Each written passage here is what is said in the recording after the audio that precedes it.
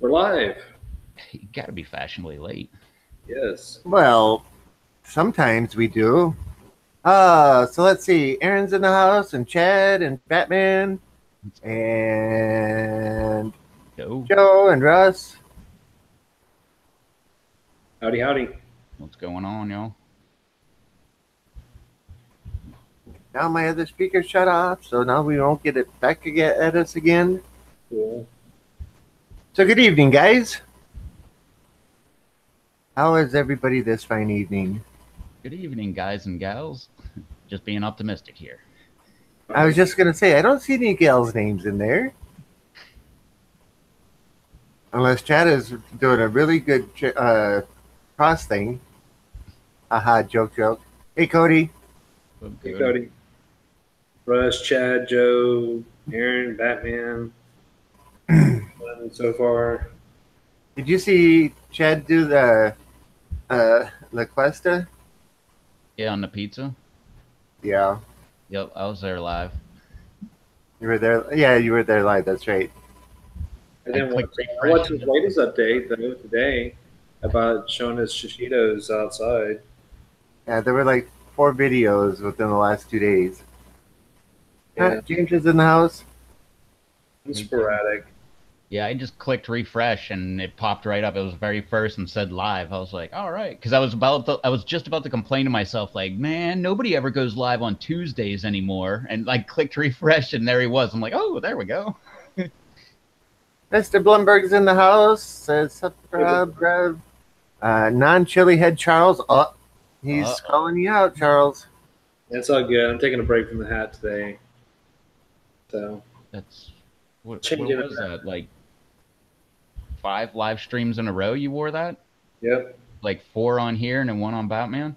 Yeah, changing it up. It'll make Sometimes. it. It'll reappear soon.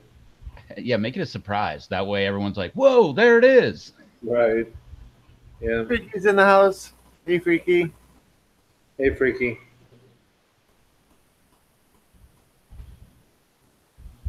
What's going on with everybody else? I know everybody's getting out their plants. Been seeing a lot of updates and uh, everyone hardening off their plants, get them outside.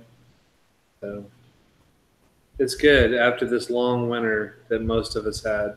No, I wouldn't say us because we didn't have a long winter like, say, Rob or. No, it's still going on, dude. It was 59 here today. Still.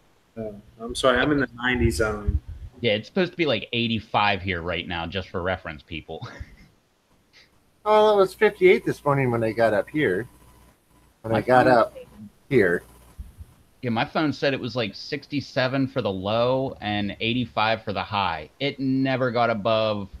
My thermometer said about 69. I got in my truck right when it said 69. My truck said 59. Usually it's pretty accurate. Hmm. Other objects got back from fishing, got skunked, but it was still nice. It's nice to get out and just chill and the nice and quiet. Yeah, bad day fishing is better than a good day at work. Yeah. So, talking about pepper plants, and I'll do an update tomorrow, but my MOA did not recover being outside. Started putting on leaves, and then all the little tiny leaves just dried up, and it's not doing anything now. But my cayenne's coming back, and my goat is coming back, and my scorpion is saying, "No, I like this weather." That's good. So yeah, hopefully.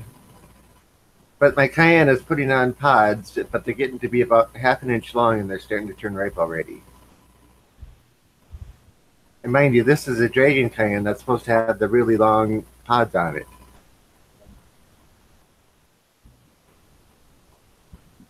Uh, Other Rob only went for about an hour. Well, that's still good time standing out there, sitting out there, wherever you're at. Longer than I went. I didn't Longer go than at Me I too. all. Me too. Freaky, they do if you give them enough acid.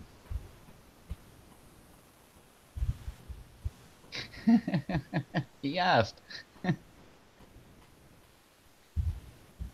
Oh,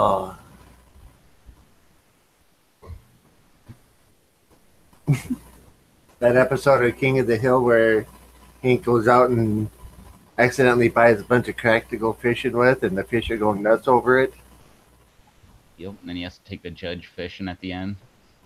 Yeah. That was a good episode. Oh, sweet. Chad says, "You beat me to the joke, Rev." Cody's here. I would have loved to fish today. I destroyed my body in the garden all day. But look at the benefit you're going to get from it.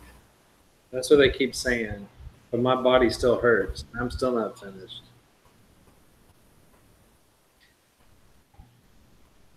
Well, mine is still too small, and they're talking lows in the 40s coming up here next week. So I'm not putting anything out yet. I don't have anything big enough to go out anyway. Oh, congratulations, Rob.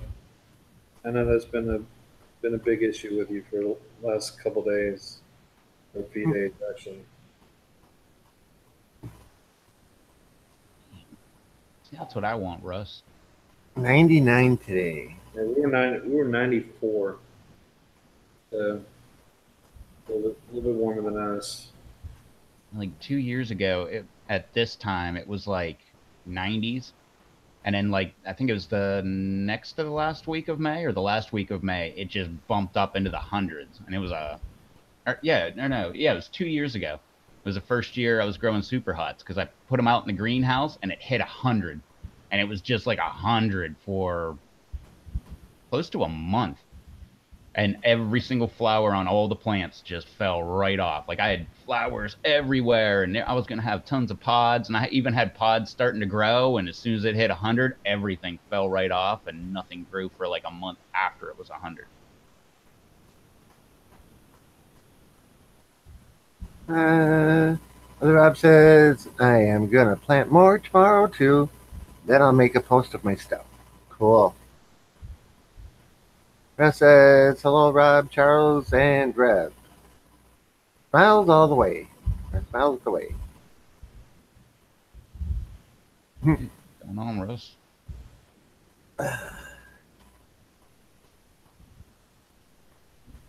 Yeah, here it doesn't get up into the upper 90s all that often. In August, we might get a week or possibly two that get into the upper 90s, but very rarely did we ever hit the triple digit. Oh, last year was really, really hot in the middle of the summer. I suffered from hyperthermia at least a dozen times. And if you don't, well, yeah, Rob, you don't know what that is. For everybody else that doesn't know what that is, that's like where you start sweating and you sweat so much that all of a sudden, and you don't feel bad. It's like 10 minutes after you stop sweating that you're like, wait a minute, something's wrong here. And like you can't sweat even though you're hot as hell. Yeah. Yep. And then hyperthermia will kick in about an hour after that or an hour and a half after that. No matter how much you drink. That's the funny thing. Like I would chug water and it would be like 15 minutes later, then you just start pouring in sweat all over again. You're like, oh, okay, body temperature's down a little bit. Guaranteed I got brain damage from that. Guaranteed. Eber's in the house. Eber. Up, Eber.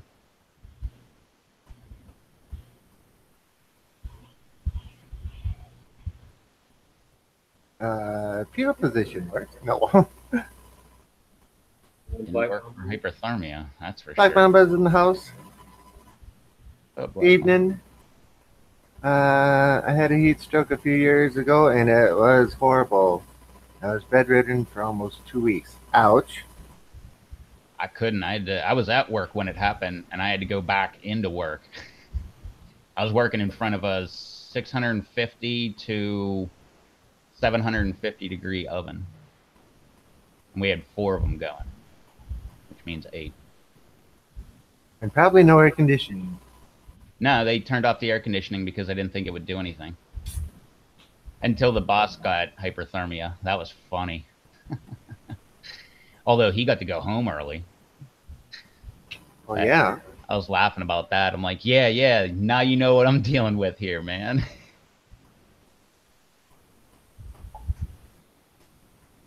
Oh, you took it off. Imagine working 15 hours is all I got to read of it. Eber says, wait, we are talking about eating peppers and after what happened, right? Happened, right? No. Oh, Gage is in the house. Ironically, I was getting hyperthermia so much, I found that if you eat a lot of hot stuff before you go into that really hot environment, it helped a lot. I cut down on hyperthermia a lot by just eating hot stuff. I don't know if it's technically true or not, or maybe my body just, I don't know, maybe I was used to just being hot, and I don't know. And so tonight's pod that I have is not quite right, but I want to try it to see how it tastes just before it goes truly right. So I mean, I got enough of this. I mean, I got a whole season. I just want to do comparisons. So that's what I'm going to do. I guess I could do it now. Let me go get it real quick. Russ says, I can't type. Imagine walking 15 miles a day in 110-degree weather carrying carrying 30 pounds of mail. No, thank you. I'd rather do that than walk around 15 miles a day in 0-degree weather carrying 30 pounds of mail. No. Freaky said every time a post is retracted, I think the poster cursed. Scott's in the house. Hey, Scott. I think the same thing, Freaky. Every time a poster is retracted, I think the poster cussed.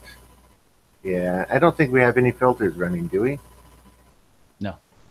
No, it always suggests every time I go live, it's like, we can get rid of negative comments. And I'm like, no. All right, so today's pod is the Grif 9238. I wonder why they came up with that name. So it's right now. It's at this orangish, pinkish red stage, like right after it went purple. So it went purple first, and then you can see some of the dark. Hopefully, you can. Let's see. Yeah, it looks pretty good. It's like some of the darker tones that it just changed off of purple. And you can see where it's lining up. But it's got like a real deep red when it's ready. I mean, like totally right. But I was like, what the hell? I'm going to try one right now and see how it is. So. It says, hope it's great. It looks cool. Freaky says, nice color fade. Black Mamba says, wicked looking.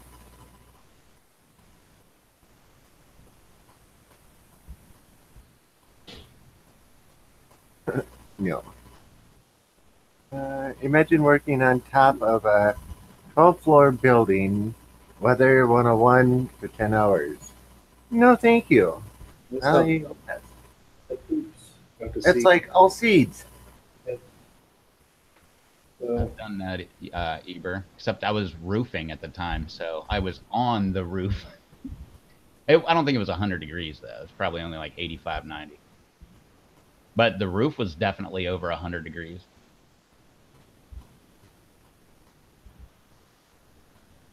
A lot of seeds. Looked like it. A lot of seeds. Like a Black Mama. Black is asking how's the smell or the aroma. Let me get to that. I was kind of picking out some of these seeds. Griff wants you to try half with seeds and half without. Okay.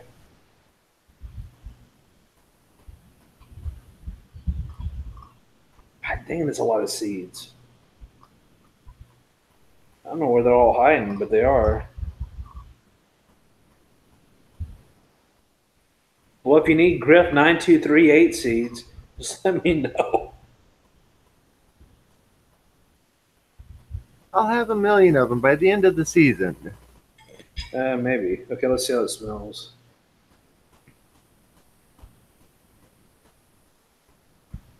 Smells fruity. All right, let's try this.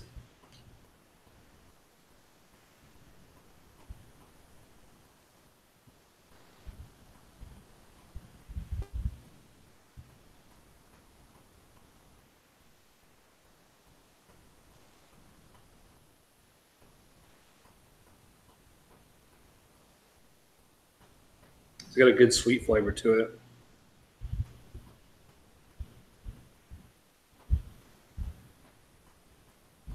Has a little bit of heat.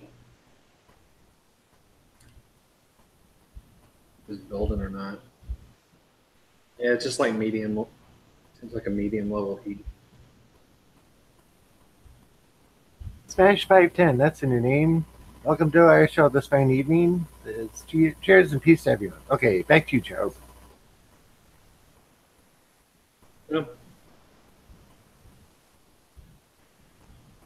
Yeah, that's pretty much it. Just a little bit of tongue burn, but very good tasting. Eber wants to know what I'm doing. I was just sitting here in anticipation of that thing being pretty hot for Charles. Well, I was sitting here thinking, he's eating a pod and doesn't say anything about knowing what the estimated Scoville scale is, and just nonchalantly pops it in, not knowing what to expect. Well, I kind of saw the description on Hippie Seed Company. So Okay. this pleasantly mild to medium heat pod is, so their description. So I kind of knew what it was. I wasn't going to eat like a serpent's head or something. It's really good. So that one's a keeper? Oh yeah, but I have two of them going. So you want me to try one with the seeds? Yeah, half the seeds that you got left. Oh yeah, I guess it doesn't. It doesn't matter, but Creaky says, kind of hard to keep something once it's eaten, but you absorb part of it. So don't you keep part of that? Eva says, when is the death nut thing? So I won't miss it. Watch it. Laugh out loud. Dave, I think just got his. And Russ said Charles warming up for them death nuts.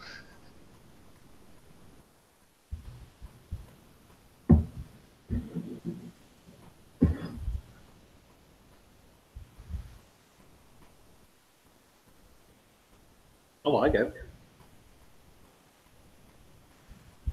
I thought it was cool as far as the color and everything else. How it starts that purple and then goes all those different colors. But at least it tastes good. It just has a lot of seeds. Is that one half of it has 25 seeds in it. Adam's in the house and says, I call it a pepperhead. Laughing out loud. Don't matter if it's ripe 100%. I'm trying it. That's how I'm looking at it, because some, if you go like the King Star White Tie, it tastes way better. That I found out going that right before stage before it goes red, and it is fully red. Same thing with the Uchu cream. The Uchu cream was way better cream than it was red. So I'm just giving it a try. I think I got 10 already on a couple plants, so I'll try a red one soon. So adding placenta back in, was it hotter or about the same? About the same. Yeah, Probably wasn't hot. And that's the only reason I was looking for the seeds in there, is for the placenta to be in there. But yeah, not much difference. Well, good though. Yeah, that's the Grif 9238. Or if you saw my last video update, the Grif, whatever the hell the number is. Because I had to look it up before we went on the live stream, because I always forget. I always get the numbers mixed up. Well, it's just like the CGN 21500. What kind of name is that? Yeah. But I think I have two growing. Yeah. Has a little bit of heat to it, though. Get you on the tongue. Like it. Freaky's saying, so you can try pepper at any growth stage.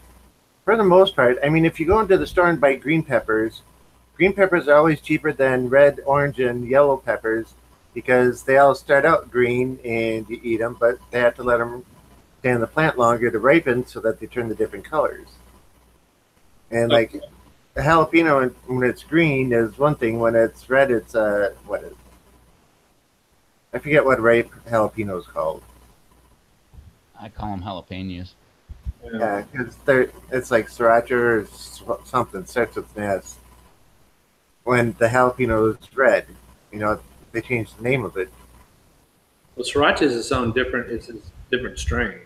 I know, but there's something when jalapenos turn red color. You know, they're not eaten green. They're called something different. Yeah. Yes, they don't taste very good when they are small and still growing, though. Somebody said hello, Paco. Oh, Paco's in the house. Hey, Paco. What's up, Paco? What's up, Bernie? What's up, Paco? Hey, Bernie. No, and Ibram, Tiny's been in there since for a couple weeks now. That 65 gallon. I believe the Dorset Naga's been in that 65 for a couple weeks now.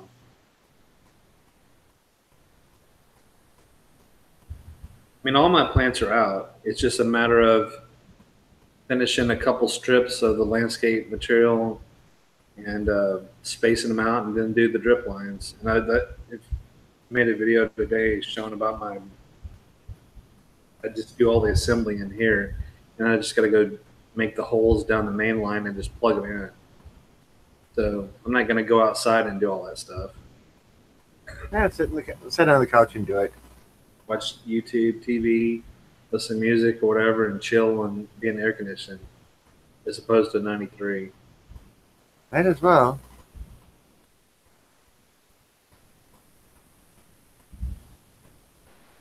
Oh, Scott didn't see Blomberg. I need to rewatch some videos. I need to watch some, period. I'm very much behind.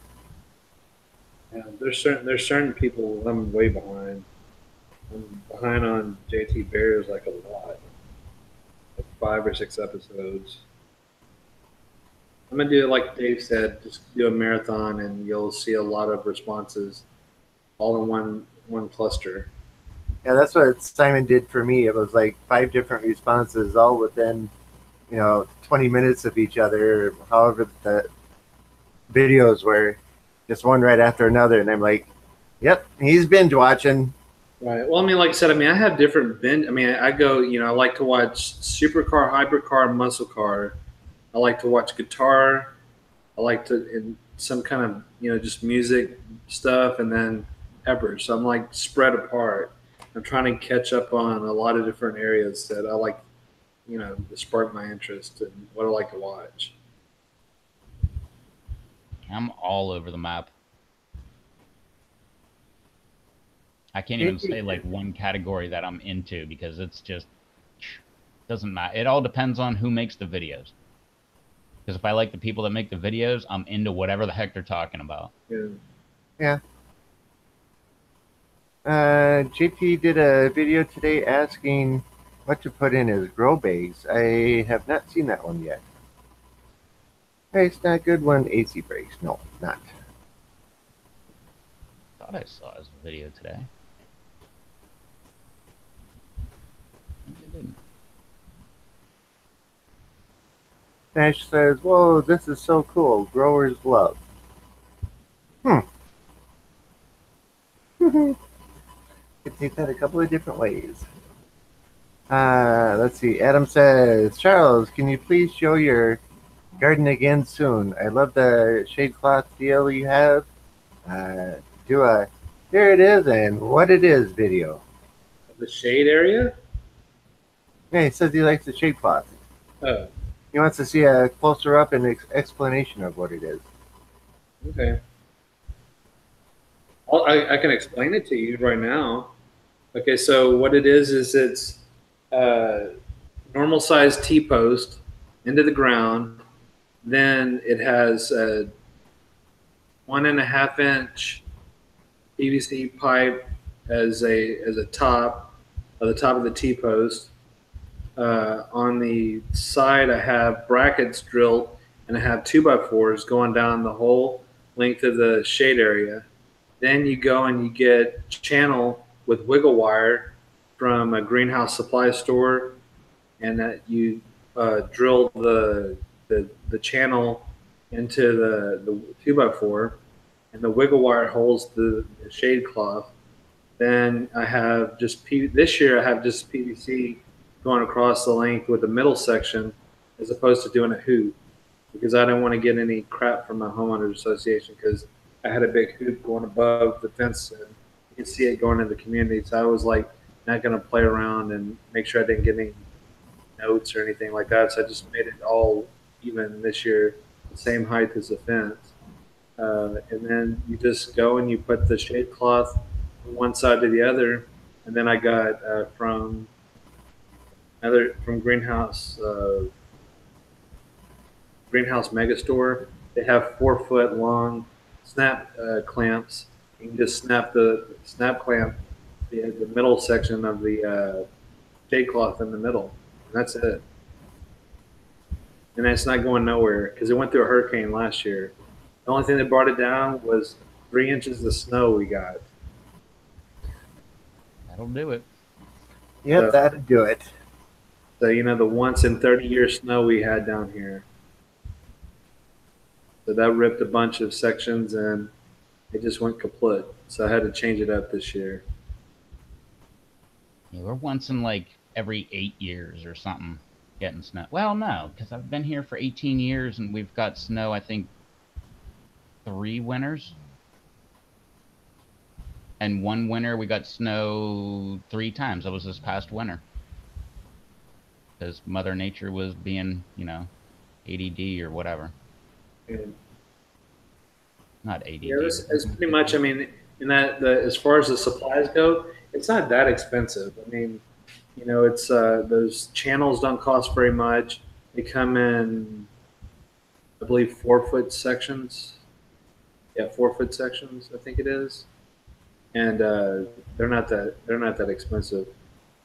Shade cloth depends on the size of the area, but yeah, it works well. And once they're in that wiggle wire, they're not going anywhere from that channel. The only thing that's going to happen is it might rip in the center sections.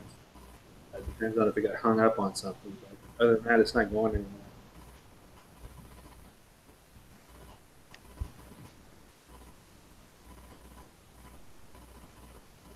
Vicky says I stopped growing when I hit a certain age. Well, maybe growing up, but what about out? Okay, bad joke. I've been growing out for years. Adam says we should be done with snow. In Minnesota, you never know. But I hope we are too. Mother Nature was bipolar. Yeah. That's what I meant, not ADD. Yeah. Getting my diagnosis all mixed up. What's up, Susan? Hopefully that's tomorrow. The Bat and Bear Show, 10 o'clock p.m. Eastern. Yes. Hey, Susan. I'm super stoked. Susan, I'll probably send those seeds out tomorrow.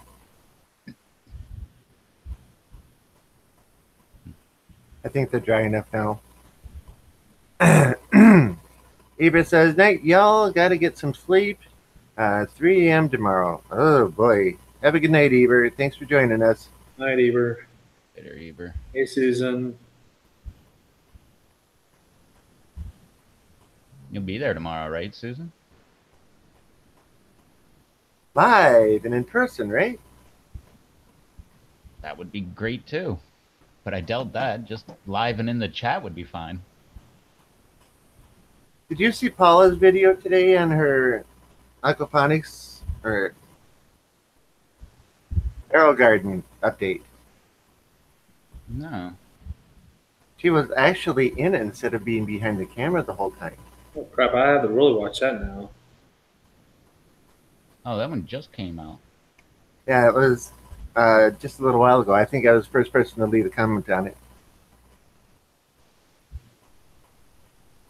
No, I missed JT Bear's video today, too. I saw one earlier, but not one that just recently came out. If one came out. Yeah, he has one every day except for Mondays. Susan says, I'll be rooting for you, Rev. Yeah, I don't know about that RipX 510 guy, man. That guy, I don't know what the hell he was showing us today on that tour. I saw the dog, and a couple other things.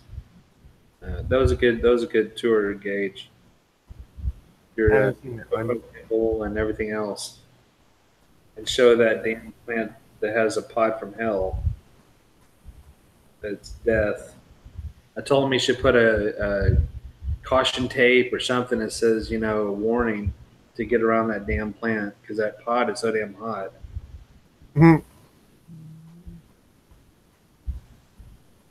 Yeah, he's shady, Charles. Yeah. Susan says, Rob, thank you so much, my friend. You're welcome, Susan. Then, That's nice. I watched the Gauge was good, but yeah. Okay, go ahead. Gage's G Basco sauce today on my dinner. That was very good. Very, very good. So thanks again, Gage, for sending me that. I'll have to try the Fiesta Wolverine soon.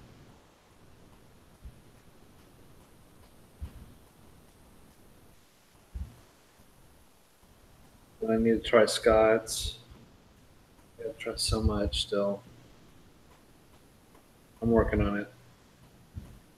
What the heck's going on? It sounds like there's a diesel truck like doing laps around my house outside or something. Maybe it is. No, you can't drive around my house. Even though if you go to Google Maps, there is a road behind my house. It's like an old logging road, which is hilarious because this is not logging country, but... Well, apparently, Gage, it worked out well, and it looks like the gimbal worked out well because nobody's saying anything about it. Huh? Maybe people should be complimenting how much steadier the film was. Yeah. Got to see your camo Crocs and a bunch of other things going on. I'd never complain about people like moving the camera around and stuff.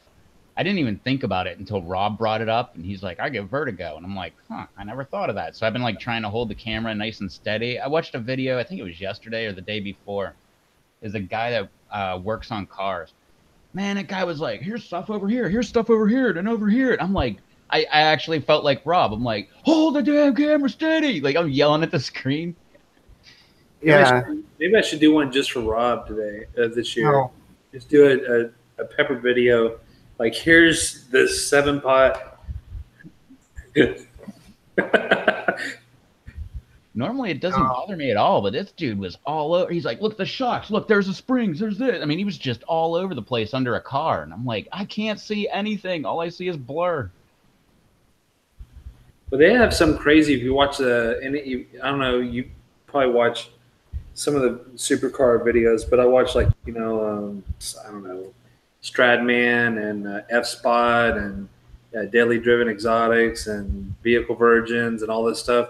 But there's this guy in Beverly Hills who he's a guy who just goes on Rodeo Drive and he's dead serious. He just goes ballistic, running after all these cars. Oh my God, it's a hurricane. And just starts running and has all this stuff. And you just see him and there goes, oh God, they're like at the dinner, the little lunch tables on Rodeo Drive or whatever, going, uh-oh, there he goes again. He's just chasing them down the street. But he's just like going crazy on this stuff. So, anyway. Hey, Matt. If I was one of those guys that owned a car like that, I would be going nuts if I saw that guy come running at me with his dang camera. Like, just go away. Yeah, but just hit the horn and don't let off on the horn just so, like, he can't have any audio. Yeah, but I think he's kind of known, so people know who he is because it's this one.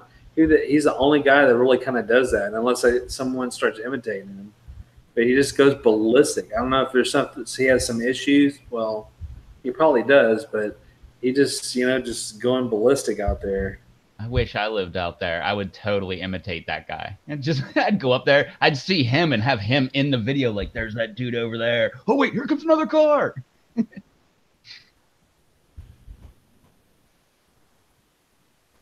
No.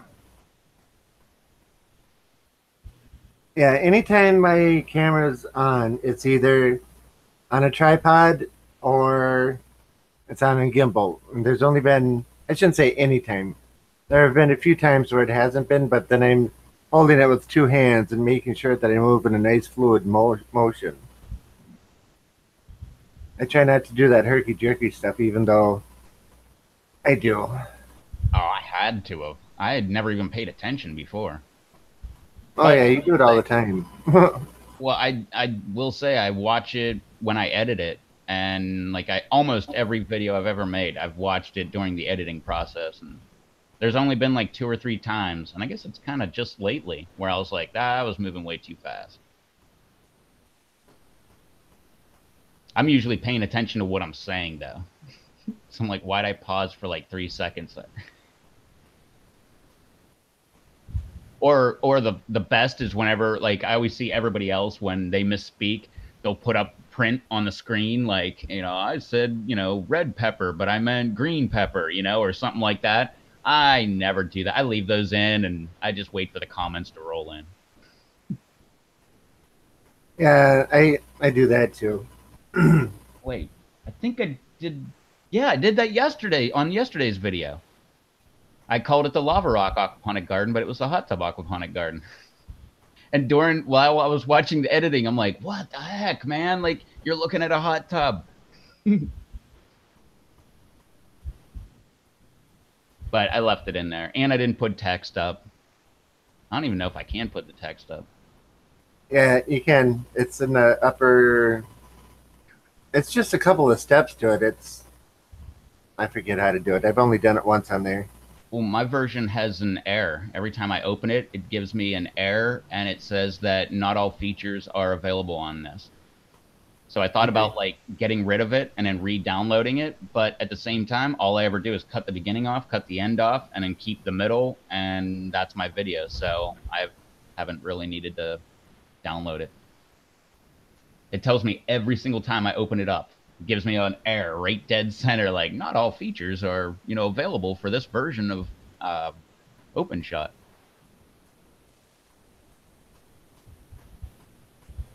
Yeah, there's only one video that I've tried to put text in, and I forget exactly which one it was, but yeah, the text, I got it to appear. It's basically you're adding another track with the transparent words on it, and you just move it along the slider and tell it when to start and when to stop, and it'll go along and it'll put that layer over the top so you can see the text, and then drops it out.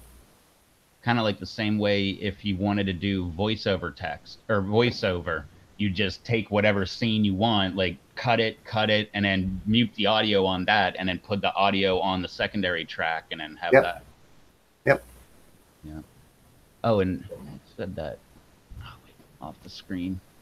Black Mama doesn't like the Blair Witch Project because of all the camera movement. I dealt with that like a champ. I love that movie. I swear to this day, that is one of the only movies that actually scared the heck out of me. And it's because there's nothing there. It's all in your head. Yeah, the camera movements, it was like Gorky Park or whatever. That wasn't the name of it. That movie that was shot in New York where they were running around with a handheld video camera for the night while some alien was attacking. That would be... I don't know if I know that movie. Yeah, you know it. Oh, I can't think of it.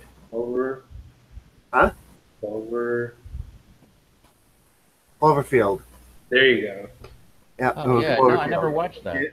I just was saying if you knew what to finish it. So yeah, Cloverfield. I had to keep stopping the movie and starting it later after I calmed down, because otherwise I was getting to the point of throwing up.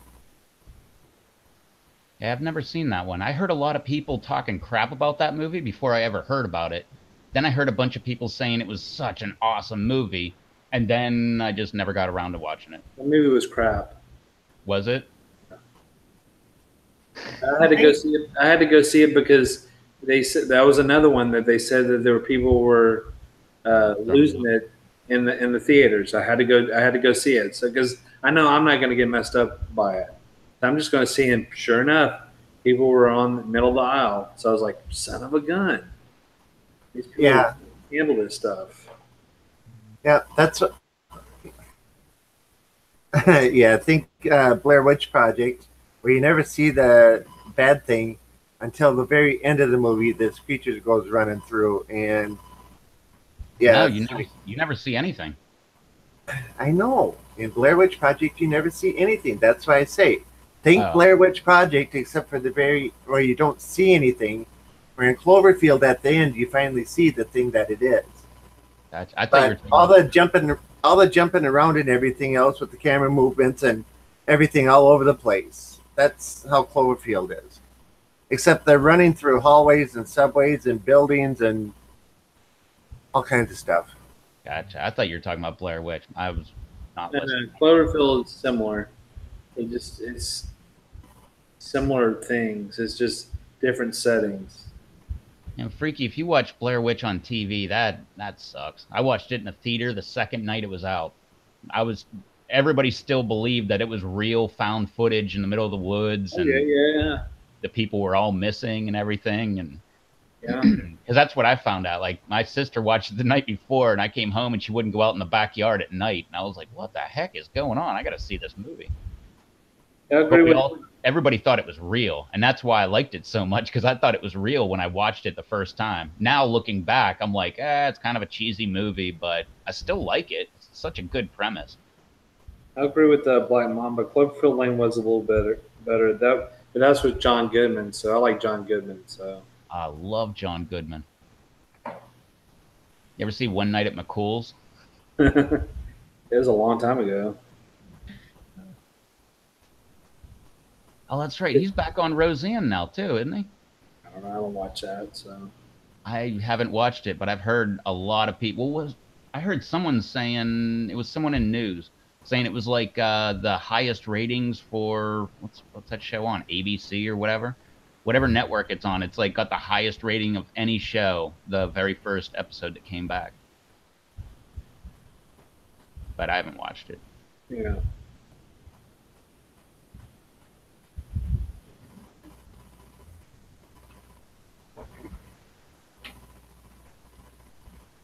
Yeah, the Blair Witch Project was, Freaky said, Blair Witch Project was a made-up legend or some kind of story. Well, how much they made it for, and then how much they made was astronomical. It was just ridiculous.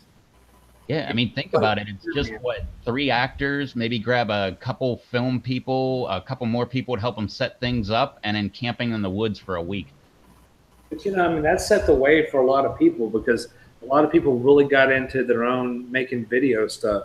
After that, they're like, crap, man, maybe we can do this or whatever, or make something off of it or whatever, because we got a videotape, because everybody's interested, apparently. I think it kind of helped pave the way for people doing a lot of video stuff. The Black Mama says, friends and I almost took a drive across the country to go to the forest on Blair Witch. Then we sobered up. Which I believe you're thinking of Burkittsville, Maryland. Yeah, me and my friends were going to go there too. Actually, I don't know if anybody's ever watched it because it's not really that good of a movie. But they had a Blair Witch 2, which was like actually a real movie-style movie where they actually had a gimbal and stuff. Yeah. But I love the very beginning because it's like the guy who plays the sheriff, and he's yelling at all these people that love the first movie. He's like, "You damn kids, get out of those woods! There's no witch in there!" He's yelling at them. Actually, no, maybe it was my second. No, I think that was the very Blair Witch 2. I believe that was the very first DVD I ever owned. It was like 2001, 2002 I got it. I don't know. I think I watched Blair Witch 2 in the theaters down here. Yeah, I had to have down here. But I remember when I walked out of the theater at the very end. I mean, like I said, it's not that good of a movie, but at the very end of that movie, when I was walking out of the theaters, I was like, wow, that was really cool. Not because the movie was cool, it was just the very end. And I was like, wow, they got a really good point. Yeah. You ever watch The Ring? Yeah, that was a great movie. That little girl was freaky, man. do you wait? No, you didn't say you like prank videos, right, Charles? Yeah, when the girl was in that video store, or that TV store, and that girl came out and scared the crap out of all the people. I didn't see that one, but do you have? Did you ever see the prank channel Wealth, like WALF? It's like health, but with a W in front of it. Wealth by Slyman, Slaiman. Oh, yeah. The Australian dude. Yeah. His girlfriend pranked him, and it was like just weird things happening like before Halloween, and then she came out with her hair all over her face and everything, just like the girl in the ring. That was pretty funny. I know Chad said he likes prank videos.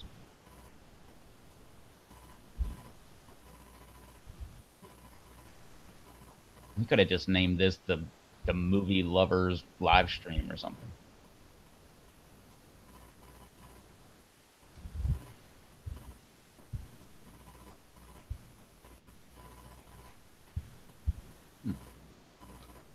Good question, Matt Scott. He's never grown Romas before. Do they grow up, put fruits on once they're done, or do they put on a second set after the first ones are done? I think they just put them off as they go, like most tomatoes, right? Get big enough to put out flowers. If flowers come on, if they get pollinated, they start popping off. I don't know. I guess that would all be determined on whether they're determinate or indeterminate. Because I believe Romas are determinate, right? Don't ask me. I'm bad on tomatoes. I never grow. My tomatoes never do well. I never grow Roma tomatoes, but if I go to the grocery store, it's the only tomato I buy. Well, with the exception of I do appreciate like a big fat tomato if I'm going to have a sandwich because I like a nice, gigantic slice. But that being said, I've never bought one of them. I only buy Romas.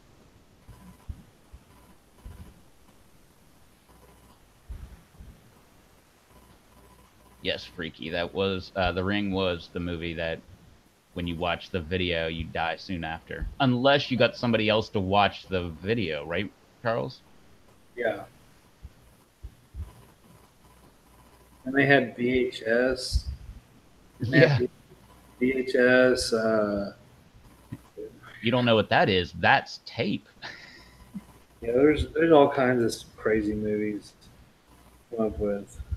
That's one of my all-time favorite. I have a ton of them that I love, but one of my all-time favorite things, because obviously I'm on YouTube all the time, so I hear it all the time. You'll see like a car wreck or something, and someone will have it on their phone, and they're like, "I got it on tape," and I just laugh to myself, like, dude, you don't even know what tape is, let alone like you had it on tape. You don't have it on tape. You got it on digital. But that just cracks me up because back in the day, you used to have like an actual VHS, camcorder style recorder. It was recorded onto tape. Yeah. I love stuff like that. Yeah, The Ring was pretty creepy. How many of those things did they make? I remember The Ring 2. Did they make any more? I don't know. I only watched the first one. You know, one it was kind of cheesy, but I always liked those Final Destination movies. I watched all of those. I think I watched them all. And that's every time I'm on the highway and I see an 18-wheeler with an open bed that has large pipes or any kind of thing held by straps or chains. I'm like, this better not be a Final Destination 2 where that crap starts falling off and stuff. And was that the movie? I can't remember if that was the one. Is that the one where they're just driving along and it's such a weird cut because they screwed it up. You could totally tell that they screwed up the scene, but they look to the right and there's a guy driving, I can't remember if it was like a box truck or an 18-wheeler, but he was hauling alcohol and he was drinking and driving. He was like chugging beer while he was drinking, and they made notice like, oh, that's great. Look at that guy.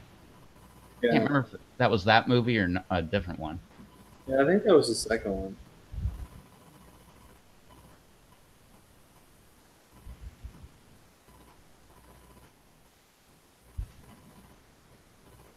I can't remember.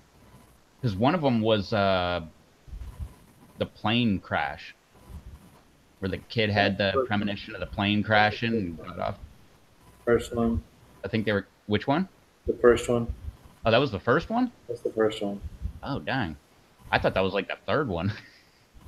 Yeah.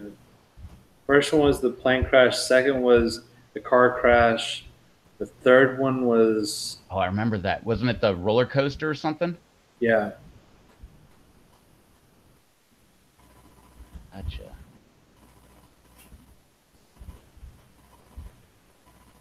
Man, I screwed that all up. I could have swore if I'd have had money to bet on that, I'd be like, yeah, the airplane was the third one, but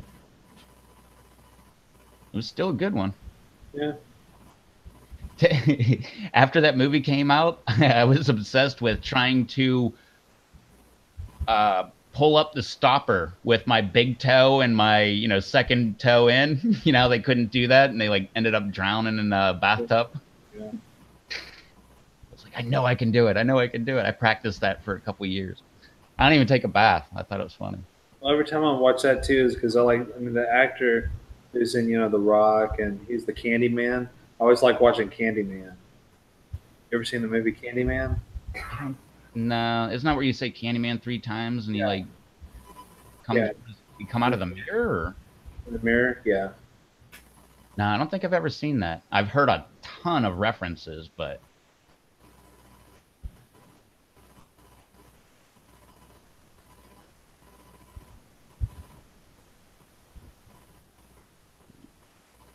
I haven't even kept up with the chat. What's everybody talking about?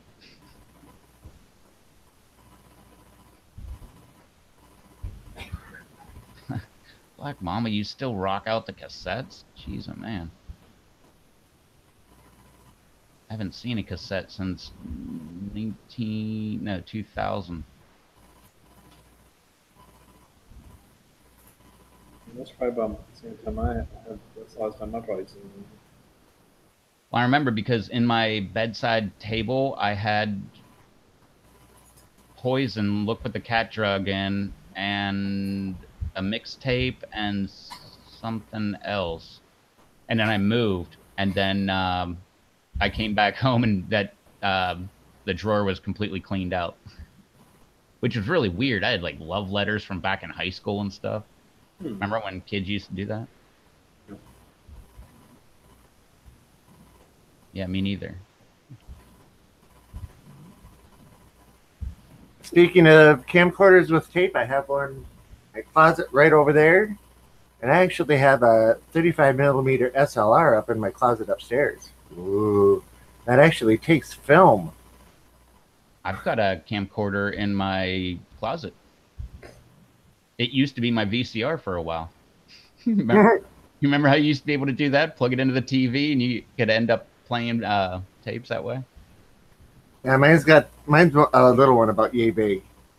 Oh, no, I got the full-size one. The one Yeah. with like the regular cassettes, or cassettes. The Yep. regular VHS tapes. I remember. Those tapes are called cassettes. You had it right. I remember when my uncle had Beta. Those huge cassettes. Those were the. I mean, I still remember that back. He paid like, I don't know how much he paid for that damn thing.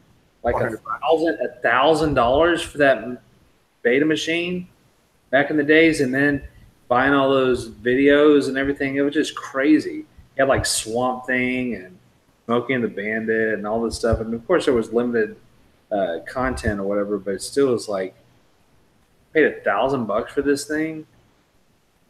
My neighbor did the same thing, but with a laser disc player. And I remember that a friend of mine had one of those.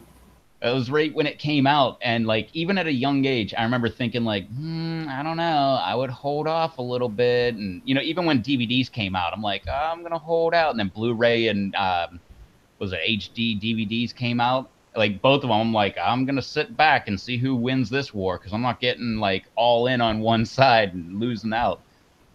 But I remember he was so happy, and he had like all these laser discs and everything, and then it was like 2 years later, you never even heard the term. Yep.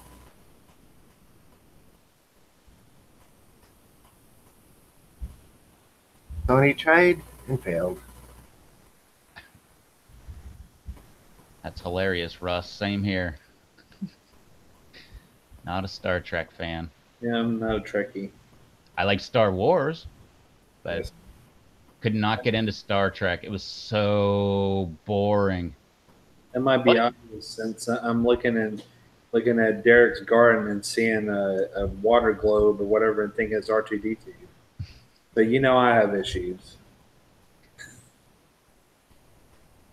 But I will say one good thing about Star Trek. You want to see the cheesiest fight ever. I can't remember who it was. It was some alien versus Captain Kirk. And it was so horrible, man.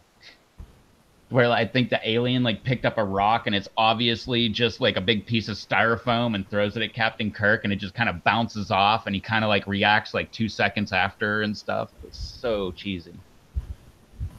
The Gorgon, Is that what it was? I think. I'm not 100% sure, but that comes to mind. I'm sure if you look up cheesiest fight ever and Star Trek all in the same search term on YouTube, I'm sure you'll come up with it. Exactly, Rose. Yeah, the original Star Trek was in the late 60s. That was just boring then.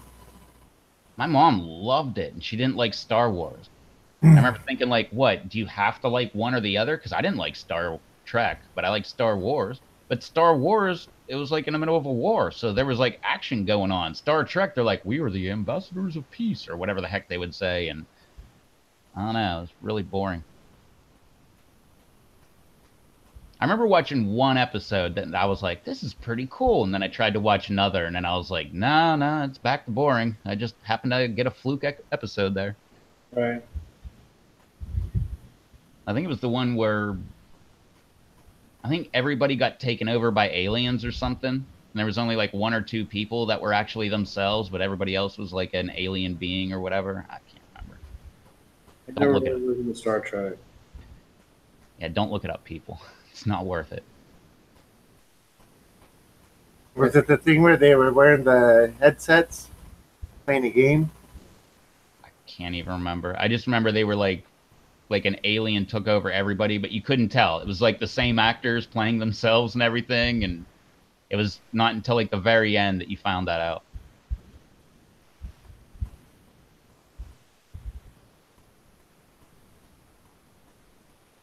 I don't know. I like the way it started though. It always looked really cool. I remember like watching the theme song and everything like 100 times, and then it would actually start going, and you know you just hear like captain's log, blah blah blah blah blah, and I'm like, oh man, like it just triggered something in me. Like, oh man, I'm getting ready for boring. And then I would change the channel. Dang. I'd be oh Star Wars. That's really cool, Russ. Yeah. Derek has a bunch of them too. I have a lot of Star Wars, but they're not in the package. I play with my toys, so I was Yeah. not the person who kept it in the package. I remember one year I actually got the Millennium Falcon. I have no clue how the heck I got it, but I played with that thing nonstop, and I cannot tell you where the heck it went. I can't remember like at what age it disappeared or what, because I'm not that kind of person to get rid of my toys. Like to the point that my nieces and nephews have some of my old, remember the really old Tonka toys that were actually made out of metal? Yeah. My nieces and nephew have those things, like the crane. Like you can actually like lower the crane down and it does that like you know, grabby deal.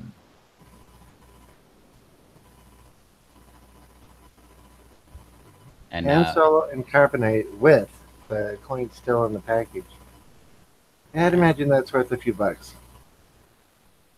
yeah, I used to have the Star Wars playing cards. I remember I had like a shoebox full of those things. And those were worth money back then. I can't imagine what they're worth now. I had the remote control R2D2, the bed sheets, the curtains. You know, I mean everything, man. Everything was Star Wars, and I probably still have most of that. It just slightly used. I had the bed sheets, I had the Smurfs bed sheets, and I had I think He-Man bed sheets. Man, I love T-Man. Same here, man. I have the power. I like Thundercats as well. Never really into the Thundercats. Voltron. But yeah, I remember being into I was in- Voltron, the original Transformers. Transformers. Yeah. I remember a bunch of my friends had a lot of the cool Transformers. I only had like I think it was the cement mixer that made that big guy, but it was only like an arm or whatever. Yeah. I was always so disappointed. I'd have to go to other people's houses and like, oh, well, you got like the one leg. This guy has another leg, and the other guy has the body. I got one arm. Yeah, whatever. What is it? Megatron, not Megatron. Whatever that big character was. That thing's Optimus. worth like no, bigger than that. The one that nobody really had.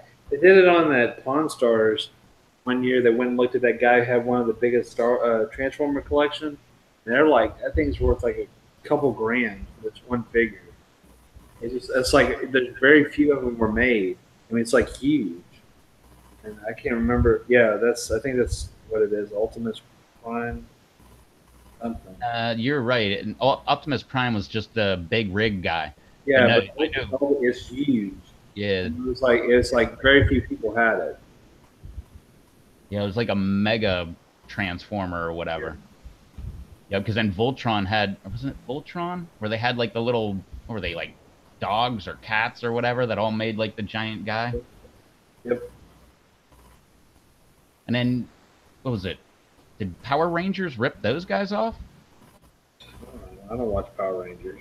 I couldn't watch it. It was like watching Star Trek.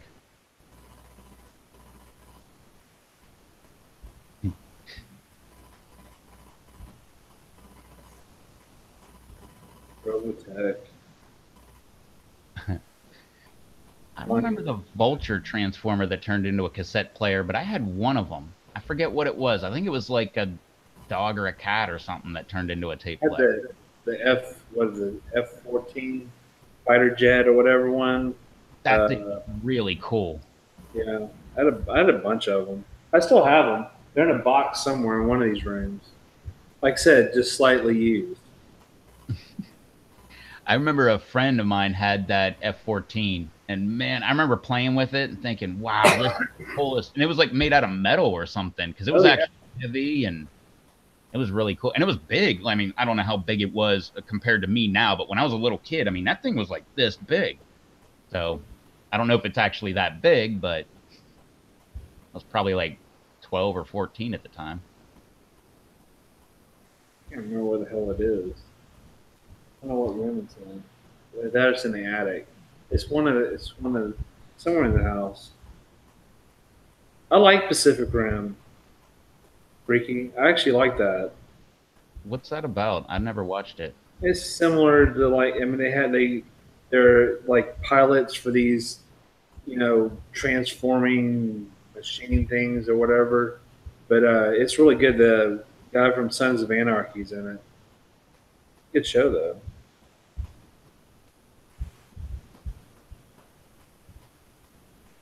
Every time I hear Pacific Rim, it reminds me of that movie Sphere. But Sphere. Oh, I love Sphere. that was I like the book so much better by Michael Crichton, but Yeah. the movie My was favorite really part, cool. Basura. Basura, trash.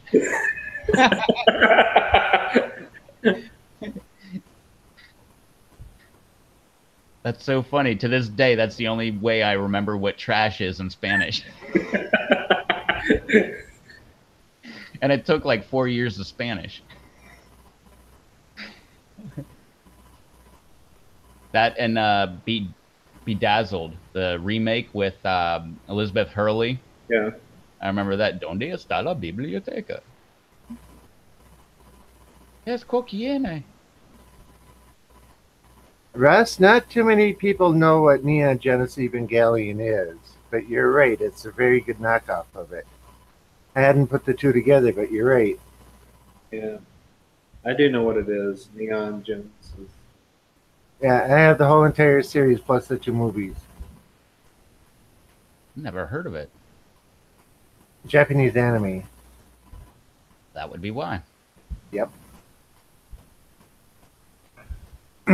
Pacific Rim is basically a creepy huge robot that was built to fight off alien creatures that were coming from somewhere in the ocean, I believe. But it took two people to operate them, and they would go out and fight these aliens. Neon Genesis Evangelion was basically the same premise, except it had one person that would pilot the big robots. So yeah, it's pretty much a ripoff. Russ says, Robin Charles, you never seem to surprise me. Cease. That's a Never good cease thing. to surprise me. Yeah. Russ, I'm a huge anime fan, and I have almost 200 DVDs in my collection that are Japanese anime. Good to know. Just seen it. It's got a series. We'll check that out. Okay. My daughter middle's name is Ray. Her names are Ray. Okay, that's a little unusual. I hope it isn't the same Ray. Oh, I'm just gonna leave it alone. Black Mamba, Rob, are those records on your wall? No, they are not. They're painted. They're airbrushed AOLs install CDs. Thumbs up if you remember what the AOL discs were. Yeah, those are my artwork that I practiced on when I was learning to airbrush. There's a bunch more up there.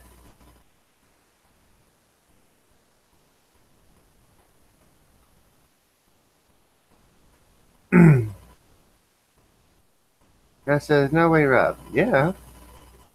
Freaky says, mind you, if it's captioned, I might not watch it.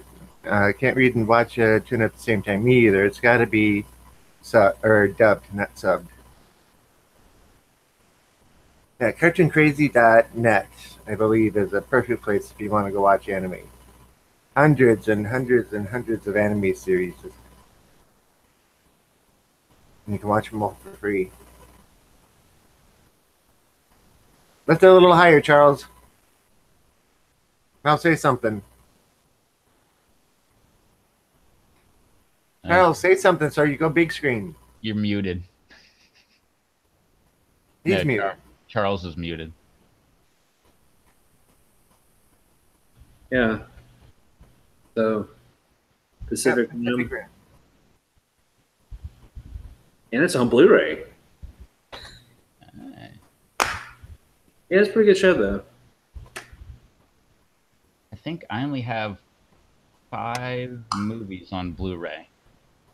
Oh, I have way more. I'm going back to mute. Hold on.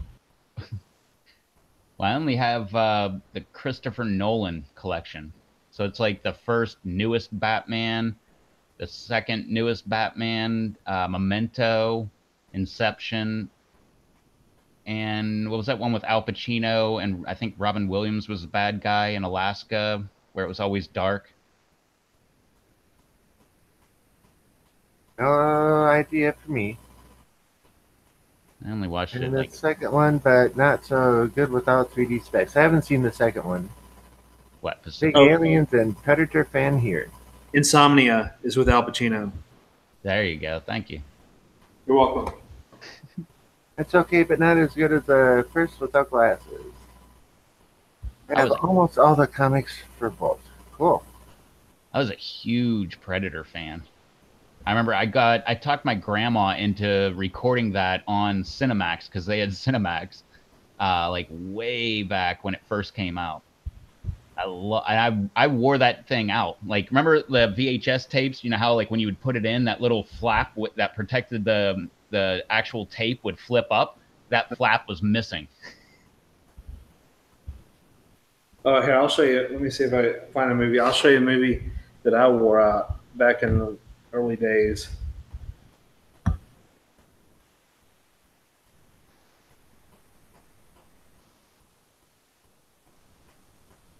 Yeah, the original Predator was revolutionary. What's up, Rocky?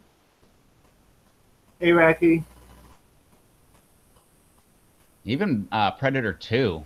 I thought that one was such a really good movie. That, and I'm a huge. Well, I was always a Arnold Schwarzenegger fan for a long time, but Danny Glover, ooh, that's so awesome. Rad. BMX freestyle. I don't think I've ever seen that. This is yeah, I like this show a lot. But that's childhood memories because that's when I did BMX stuff all the time. Russ said Charles is about to break out Clockwork Orange. 1 second. What's, Then that's as far as we're gonna go. We're not gonna go to any. We're not gonna go any further than Clockwork Orange. I have no idea what that is. Who made that movie? Wasn't that Stanley Kubrick? No. yeah, Stanley Kubrick. Yeah.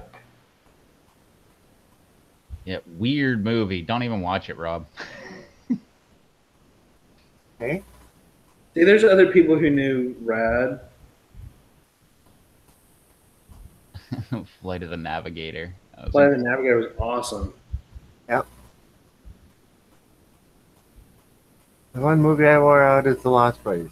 That was a decent movie too. It was. Once or twice. Had the Coreys in it. Oh, Yeah. I like actually all the Corey movies. Yep, Goonies. License to Drive. All those movies, man. They're all good. I mean, I like most 80s movies. Yeah. Oh, yeah. We got hold on. Yeah, that's a good one too, Russ. What's up, Anthony? Why? Okay. The Warriors, I've got that one on DVD. Warriors.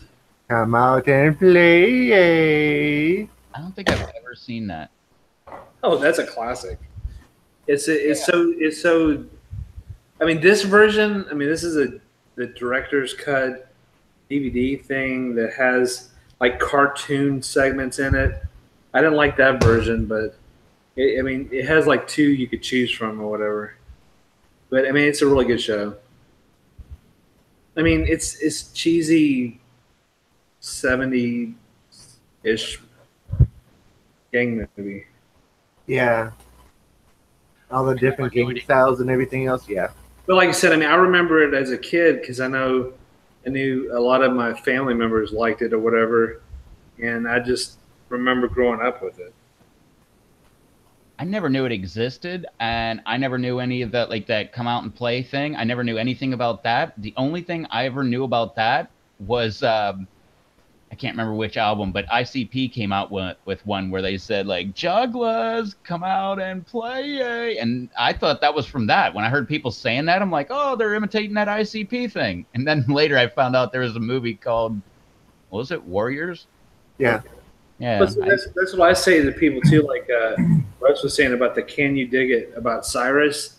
If you look at Matrix 2 or 3. When Morpheus is giving his speech in the down there in Zion or whatever it is, sounds just like Cyrus giving his speech in the park to all the gang members. Yep. It sounds just. I mean, it's a carbon copy almost. It's like we got the boom slangers and the high rollers. We got the how he's doing all this stuff. Can you dig it? And it's just, I don't know. I like that show. I've actually at Halloween party. I went as one of the Boppers. Was it Boppers? No. I'm sorry. The Furies. I went one as the Furies. I dressed up as the Furies.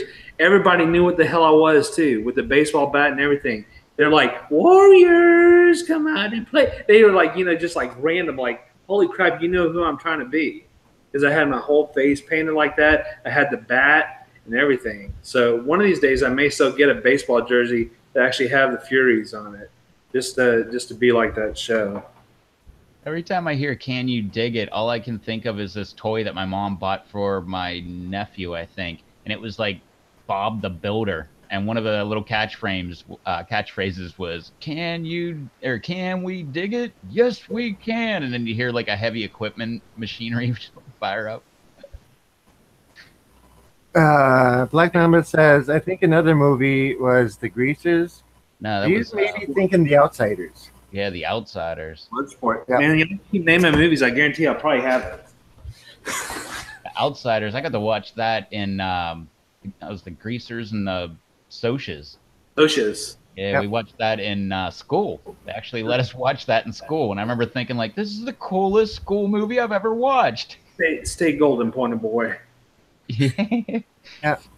But that reference did not get it didn't just hit me until you watch Step Brothers, and when she goes and urinates in the men's restroom. He goes, "Stay golden, pony boy," and just walks out after she, when they had sex or whatever in the restroom on Step Brothers. You remember that part? And did you watch Step Brothers? I don't think I've ever watched it. Will Ferrell? No, this girl I worked with quoted that movie so much before I ever watched it that I just refused to watch it. Oh, I love that's one of my favorite shows too.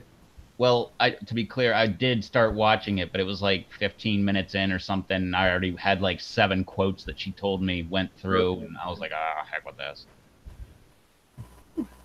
But to be fair, I did the same thing with Talladega Nights, and then I actually watched it and was like, that's one of my favorite movies of all time, man. Chad says heavy metal. 1 or 2. That was good. 2 of them. Okay, I only watched that like once. Yeah, I have heavy metal 1 and 2 on DVD. I have Bloodsport. Baseball Furies. I've never seen that. Baseball Furies was the Gang and the Warriors. Okay. They were the ones that dressed up like baseball players. Okay. Let's do it for Johnny. Another Outsiders reference. Yep. And the Outsiders came out when I was in high school, I think. So many good actors in there. Tom Cruise and was Tom Cruise? Patrick Swayze and Rob Lowe and Ralph Macchio and I can never remember who the main kid was. Thomas Howell. Thomas Howell. Yes, that's it. Then you had the guy who was in There's Something About Mary. God, what's his name? The guy who was the guy who was the detective or whatever trying to find Mary. Right. I love that guy, Dylan. Yeah, Matt Dillon. Yeah, Matt Dillon was in it. So yeah, there's a lot of good actors in that. He was also in. What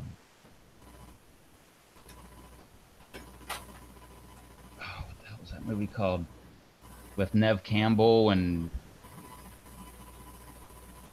Wild Things. Oh yeah, that was another great movie with a ton of people in it. Yeah, it had your Bacon reference and Kevin Bacon. Yeah, I love that guy. He's in everything.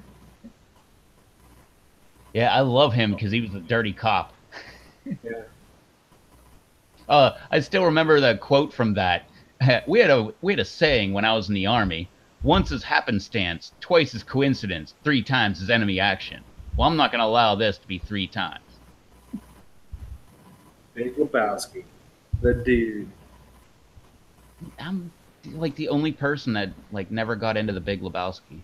Oh man. I didn't care for it. I've seen it once and didn't care for it. I've seen it like 15 times because my buddy swears that I'll like it if I just watch it another time. And yeah, Pump Up the Volume is definitely a good one. That's a Christian Slater movie. Oh, is that the one with the pirate radio? Yep. Yeah, that was a good one. I still like Gleaming the Cube though. That's the one he's a skater, with Tony Hawk and all the skaters, and he had an Asian brother who was a stepbrother, or an adopted brother, and somebody kills him. He tries to find out who killed his brother. That was a good one too with Christian Slater. That's another guy like him. And Christian Slater's been in a lot of good movies. Broken Arrow. Pump Up the Volume. He was Romance. Vampire. What the hell was it? The one with Tom Cruise. Oh, Interview with the Vampire. Interview with the Vampire. Heathers. True Romance. Yeah, there's so many movies. The Rain or the when they were doing trying to rob the bank or whatever, and they were like Brinks drivers or whatever. The Rain, I believe it was. Him and what was it? Drawing a blank. I think it was called The Rain. What was the movie where it was the bank robbery where it actually happened, and the dude, I forget what his name is, but he was meeting with the cop at the front of the bank, and he said something like, "I don't know how you think you're gonna get out of here," and he's like, "I'm gonna walk right out the front door." Swordfish. No, that was a good movie too, That was a though. good movie too, yeah. No, it was oh man, I forget the guy. I think he's German, the main guy. What was it about again? It was a bank robbery, and they just like went in like guns blazing, like get on the floor, kind of like bank robbery, and then like they went into the storage room and like dug a hole and uh, made like a false wall and everything. Oh, that's And the Inside Man. yeah, that one. They were That was painters. Yeah, that's a great show. When they were trying to, that was Clive Owens. that's it. Is he German, or does he just play really good German accent? No, I don't think he's even trying to do German accent. I swear I saw a different movie where he had a German accent. Could have been, but Clive Owens, he's been in a bunch of movies. I don't think he's German. Hackers, I haven't seen that movie in a long time, but I have it. But Inside Man has German reference, as he's trying that. And, the plot of the movie is essentially about German past. Point Break, yes. Point Break is. I got that. We'll pull that out too. It looks like Freaky's taken off. Have a good night, Freaky, unless that's a movie title I don't know. Running Away Out, Night Owl. Could be. And Point Break, just remember that if you watch Fast and the Furious is Point Break with cars. Very much. What's up, Brando? Hey, Brando. So just a side note there. Oh, hey, Brando. I didn't see it, that popped through. Yeah. Angelina Jolie and Hackers. Oh, yeah. Mhm. Halle Berry and Swordfish. Yeah. Yes, The Legend of Billie Jean is a classic. I What's right is right. Fair is fair. You never seen that? remember that quote, but I don't. Christian Slater and Helen Slater are in the movie, and she accidentally shoots the clerk at Corpus Christi beachfront shop because he's trying to get frisky with it or whatever, and once she wants to get the money back because his son destroyed Christian Slater's scooter, and then he tries to pull one over on her, and she accidentally gets the gun from behind the counter, shoots him, runs away, and then they go on a wild goose chase throughout Texas because they're trying to track him down. Maybe not. Yeah, I don't know. I love Christian Slater. Maybe I should go check that out. it's hard to find. They sometimes have it on certain places, but it's a hard movie to get.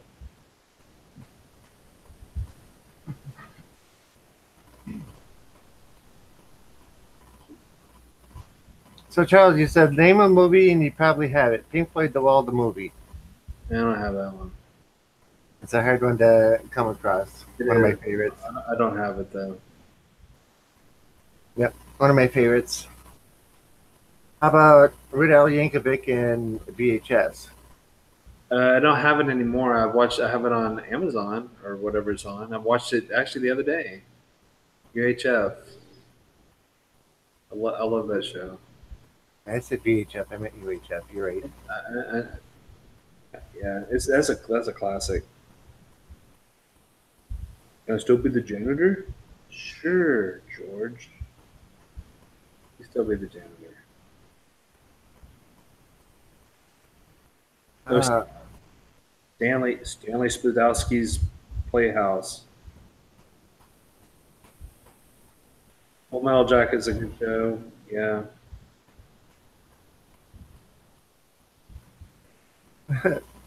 Bloomberg says I still have VHF. Yep. We don't need no stinking badgers.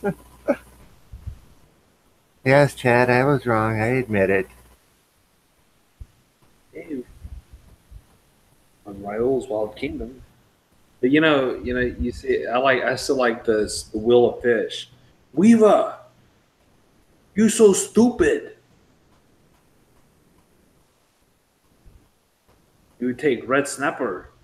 Or do you take what's in the box? You're gonna take what's in the box. Weaver, you so stupid. I just love that. I like that. A Twinkie hot dog? Yeah. This will make you feel better. A Twinkie hot dog. Never heard of it. At least I don't remember any frame of reference for that. Yeah, it's in there. That would taste pretty gross, I would think. I don't know. I'm not gonna find out.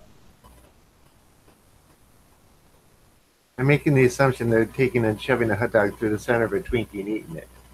Actually, I believe if I recall right, they cut the middle of the Twinkie and then just use it as a bun. Okay. Matt says, so besides peppers, what other fruits, veggies do you guys grow? I'm kind of all over the place. Carrots, cucumbers, corn, watermelon, tomatoes, okra, green beans. That brings up my rant of the day. What is your rant, Rob? Over the weekend, I refreshed all the soil in my bio gardens and fixed them all up, got them all set and ready, got them all planted. And I thought, I got this pack of purple carrots that Brando sent me.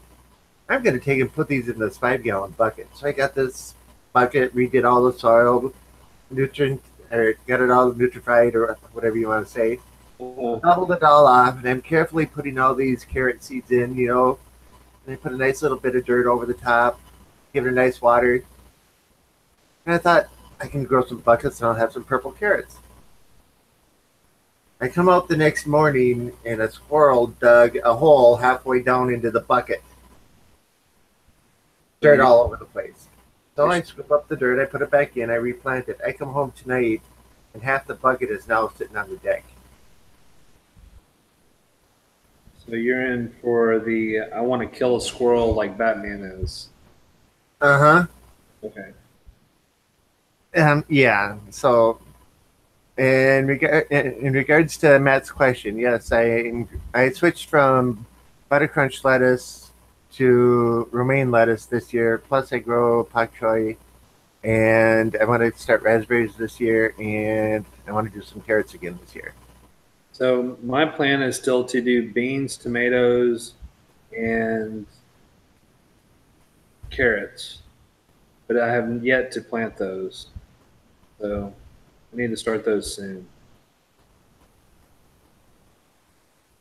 So we shall see. I keep saying I am, but I'm always been falling asleep taking naps. Oh, and bread and butter pickles. I'm just checking with you, Rob. I'm just thinking bread and butter pickles. Yeah, that's an interesting thing. Yeah. Oh, yeah, you got me there. Matt says, I've had quite the learning experience with green beans. Tried Kentucky Wonder and Bush, and they don't grow fast. I'm now trying Kalima to see how they do. All right. I don't grow beans. I don't grow peas either. Oh, those are the greatest. No pea that I've ever grown has ever made it to the kitchen. I ate them right there on the spot every time I'd pick them. After Mother's Day, I will start tomatoes and cucumbers. That sounds like a good day. That's like a good time for me too, Chad.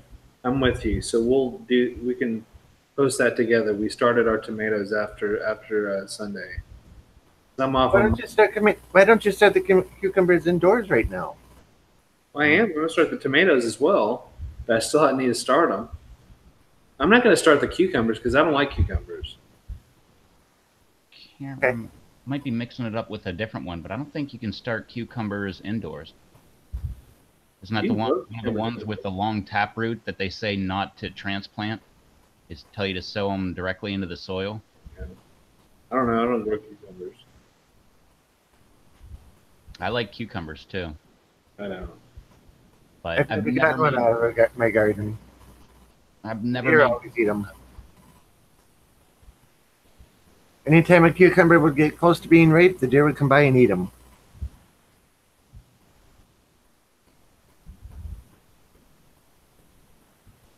That's an idea. Gage. Start them right now on the live stream. Yeah. I don't know why I want to grow raspberries because I'll probably never get any because where I'm going to grow or where I have a place where I'm thinking about growing raspberry bushes is right in the deer trail.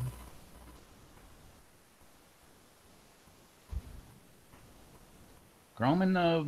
Don't you have like a front yard where the deer don't go? Just grow them like right up against the house. It's not allowed. We went through this before. Man, We had this long discussion at least twice before. It's not allowed here. I blocked that out because that infuriates me so much that I know. that you're not allowed to do something with your own property. Yep. You can't put a fruiting plant out front. It's not like you're like leaving a junk car in your front yard. You know, I kind of agree with that kind of thing, but Yeah. We don't need to get into it again because it is what it is. And no matter what we say, they're not going to change it. you should like run for whatever makes that, ultimately makes that decision, like town council or whatever, and start a movement to like change that rule. Yeah. The rule is there so that people don't come up into your yard to steal your fruit at night. Okay, well, I'd take that as a casualty of war, but Yeah, I wouldn't care. But anyway, Matt says, I found the best method for getting carrots to germinate is ensure you have loose soil. Mine was very loose. Try your best to place a few seeds 1 inch apart, then sprinkle a very light layer of soil 1/8 inch over them, which is exactly what I did. Actually, I went about 1.5 inches apart. yeah, or instead of loose soil, like a bunch of sand mixed into your soil. Yep, I added some sand into it too because my main garden doesn't have any sand in it, and that stunted the growth of them. Matt then goes on to say, then cover the container for 3 to 5 days with something so the sun don't get to it, but it stays warm. See, I didn't do that. Because I'm just about out of seeds. That packet of seeds that Brando sent me, I'm just about out of already. And it's only been 4 days. No, 3 days. What day is today? Today's Wednesday. Yeah, it's been 3 days. Let's see. Rip says, we have a giant raspberry bush. I want a giant raspberry bush. Brando says, Rob, Charles, how's those sweet twisters doing? Mine are about 8 inches tall right now. I need to transplant them into their own cups, but I want to wait and just transplant them into buckets. But mine are doing good. I've got 4 cups with at least 3 to 4 plants per, and I need to get them out of there soon, but I'm waiting for my friend to show up with the buckets. And the weather to warm up. My sweet twister is somewhere in the 180 something plants I have outside. So it's in one of those fabric pots. It's the last time I checked, it was about 12 to 14 inches tall. It goes on to say that helps them start without drying out. I'll put a cover on them. I'll replant them probably tomorrow and put a cover over the top. And I'll at least keep the squirrels out. The reason to cover them is so that they stay warm and boost the germination. The seeds dry out very easily, so that's why the 3 to 5 days gives them a chance to soak up moisture and germinate. Yeah. I saw that my habanada had like a pod starting. So Well, I have a little bitty habanada soon as well. habanada just sounds so hot. Yeah. Except nada. Except nada. My the next round or the starting of the later Chad, the lightning habaneros, they're starting to get that gnarly look to them that Puckerbutts had on their site, as opposed to being the ones I showed. I have another one. Have a good night, Chad. Later, Chad. I'll be right back. Well, I'll wait for him to come back. But yeah, I know purple carrots are only purple on the outside, but I still think that would look cool. I haven't grown carrots in years. I did a couple years back. I just tried an experiment. I had part of my whole garden tilled up, and I took the last 3 feet of it, took a pack of seeds, and I leveled out the dirt and just sprinkled all the way around it, all the seeds, and then just lightly brushed it over. And dang it, it's like 200 and some carrots didn't come up. But the biggest one was only about yay big. But they were really tasty. I didn't have any sand in there. Oh, the little lightning habaneros. So the next round is kind of getting more wrinkly and everything. I like these though. So. What's up, Paula? Hey, Paula. Good video today, and Garden. Yeah, the herb garden, the arrow garden. That root ball, I couldn't believe how big that was, but yeah, that was cool. Brando says the purple carrots are tasty. So how does that taste, Charles?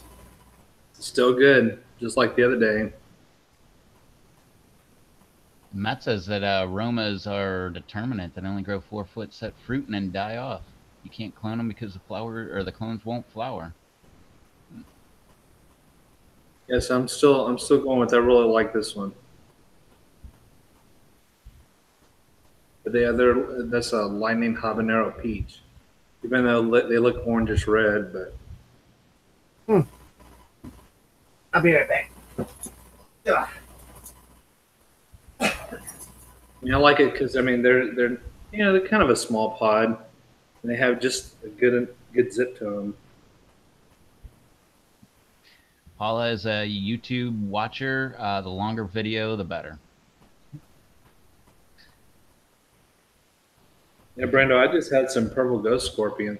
I actually gave a couple away at work. Said be careful with them. I have a couple more out there in the plant.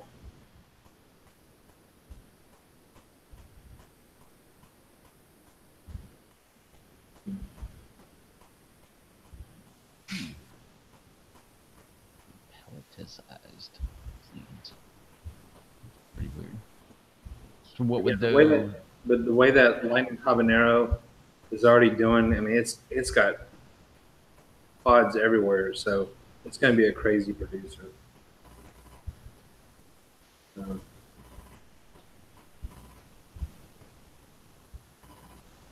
Yeah, that's true with a lot of people, Paula. But I've found that if people like your videos, they'll watch as much as you put up. And I'm sure my longer videos, there's a lot of people that don't watch my longer videos, but that's fine. I try to watch Rev's videos in general because I just like to look for little things so I can always bring back up to him. As you can see, whatever else he's going to throw in there. So, if you only knew how many times a week I laugh because I hear someone on a YouTube video saying, as you can see. I mean, it's everywhere. It's people like working on their car. It's people that do gardening. It's people that are like vlogging. It's people that do like travel vlogging. I swear almost every person doing YouTube almost says, as you can see.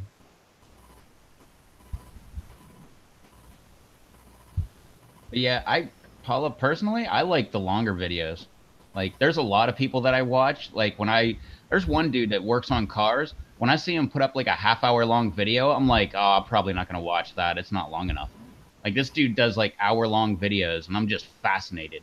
And it's not like I want to see what kind of work he's doing on a car. The guy is just hilarious. And just listening to him, it just makes my day. He's so funny.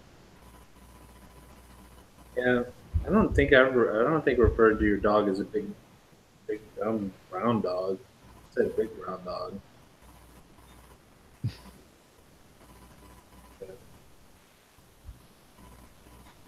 Yes, I watched all of your video, Gage. I thought you were going to go maybe more in depth into your planter boxes. I know you briefly covered them a little bit, but I thought you were going to go more in depth because I think that those are still cool. The ones where you got the idea from Spencer. I thought those were neat.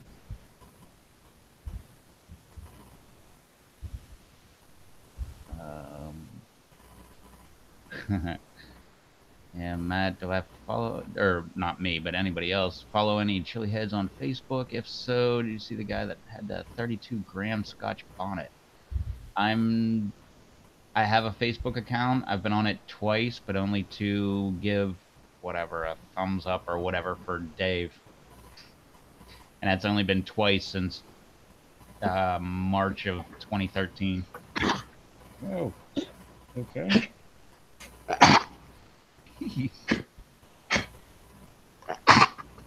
What are you spitting on me for? Jeez. Gross.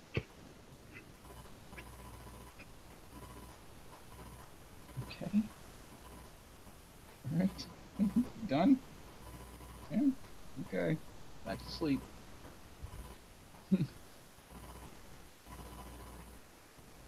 But no, I stay off Facebook. Too many stalkers. Okay. You need to like get some water or something? Want to go outside? Oh, jeez. Yeah. Get some water. That's cool, Gage.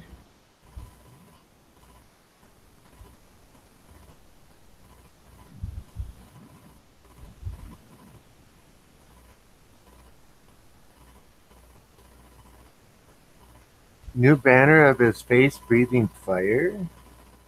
Hmm.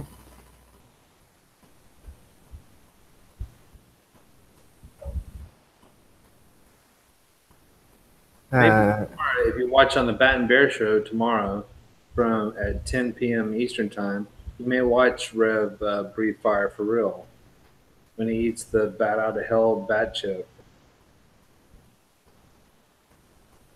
It's 10 p.m. Eastern, right? Yeah, 9 p.m. Central. Yeah, I get these times confused. Yeah, it says 10 p.m. Eastern tomorrow. Yeah, 10 p.m. Eastern, 9 Central. Yeah, I think it's going to be him, Dave, Amy, and Adam Gordon. Yes, Black Mama, we do, and Kyle is on a different island.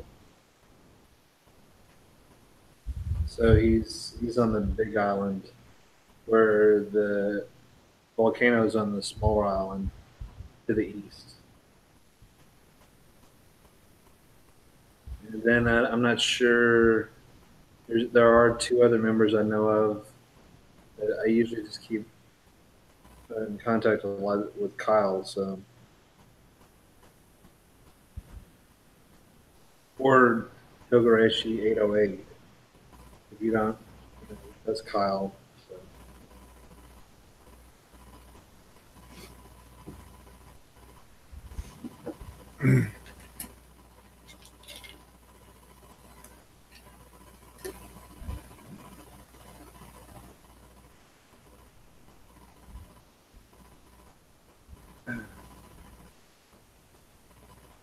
Yeah. I built the second one for my mom. What was the first one? The planter box. Okay.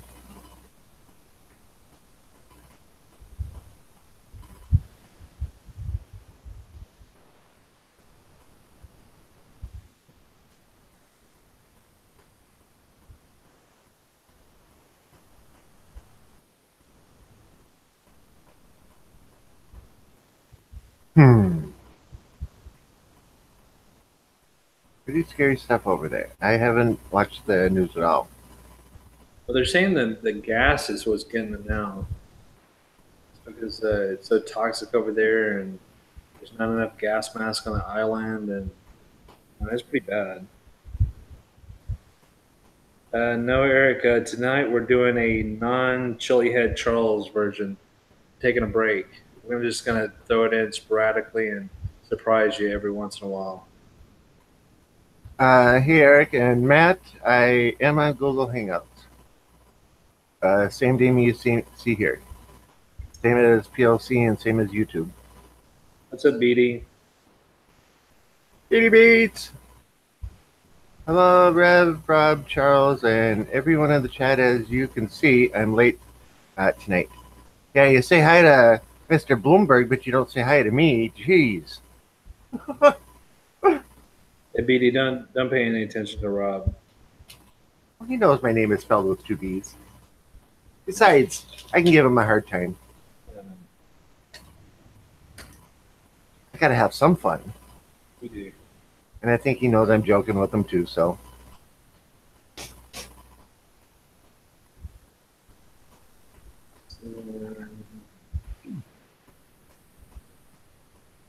Hey, what's up, Beatty Beats? Eric?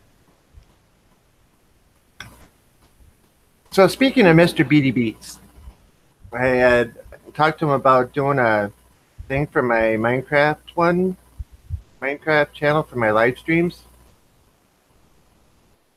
I got a wild idea yesterday and contacted Mr. Crazy Kimberlin about using the Pepper song, and he said, yeah, go ahead, and he sent me the MP3 file of it, and I made a new 4-minute and 40-second video with the song played through twice with my starting soon logo on it, and a lot of people liked it. Now if I could get a 5-minute countdown timer for it, that would be cool. So Mr. Beatty, can you do a transparent 5-minute countdown timer video that I can overlay on this? And just for the sake of not having to argue with YouTube, get them to put it in written permission. Because if it's on a video that's already up, I mean, just like Derek said, he gets flagged for putting his own music in his own videos, like from a different account. They'll flag it, but you can they'll give you and by flag, I don't mean like you're not going to get monetized. I mean copyright. You get 3 copyright infringements, your channel no longer exists. But you can fight it. And if you have written permission from the creator, there's nothing they can say. I've fought that so many times, and usually when you fight them, you win. But that's one of the things that they specify specifically. Like, you must have written permission from the creator to use that content. And same thing for, like, say you want to put a Coldplay song in your video. You don't have permission from Coldplay. You don't have permission from the record company that owns it. Therefore, you're going to get a copyright strike. So just a heads up for everybody.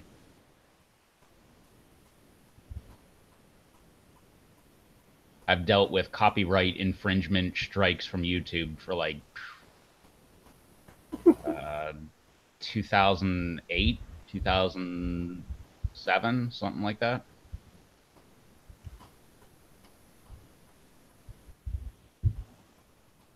Blown fire.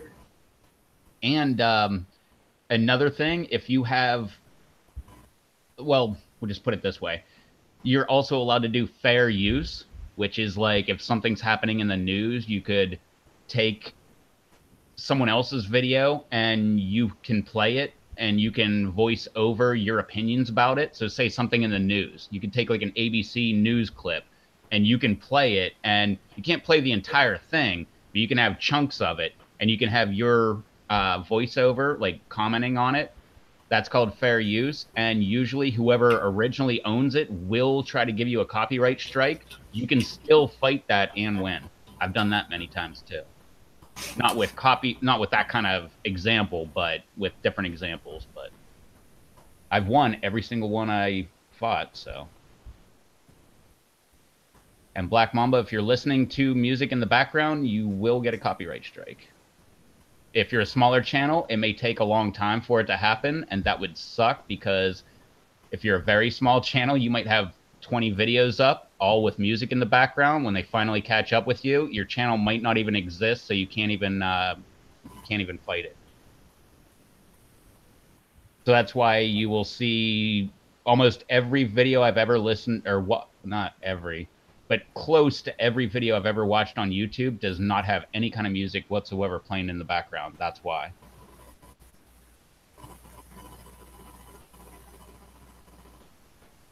So the best course of action is, if you don't own the music, you can't put it in there.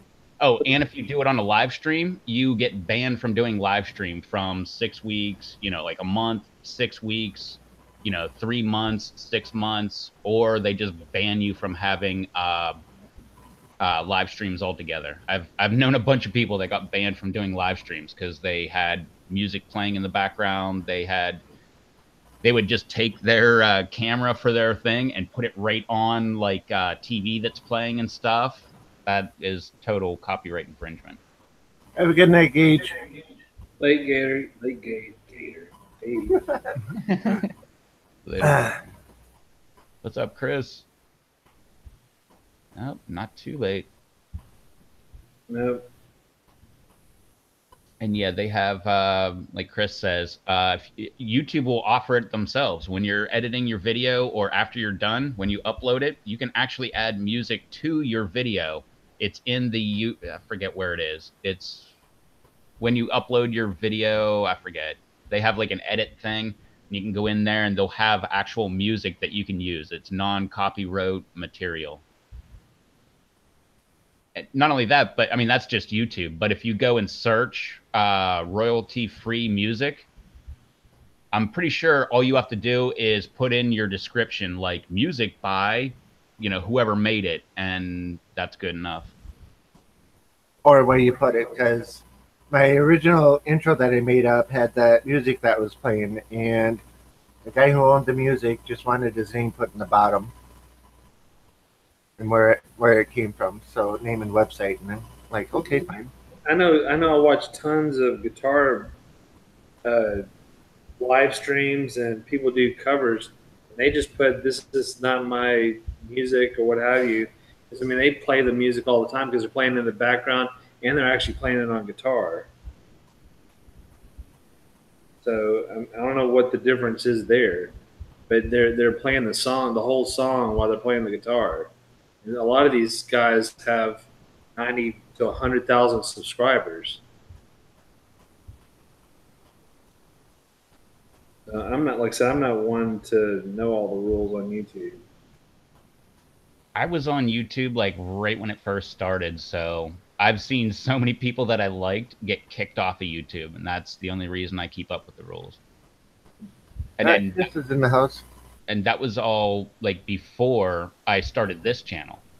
Like that was a while before I started this channel. So when I started this channel, I was like, nope, nothing. I mean, that's why I'm weird about doing, like, even having an intro. Like, that's why I don't even have an intro, because I didn't create it, so I don't want any kind of, you know, copyright infringement type stuff. But I'm just weird and paranoid, so. You know, I didn't work since 2009 just to have my channel disappear overnight. That would suck.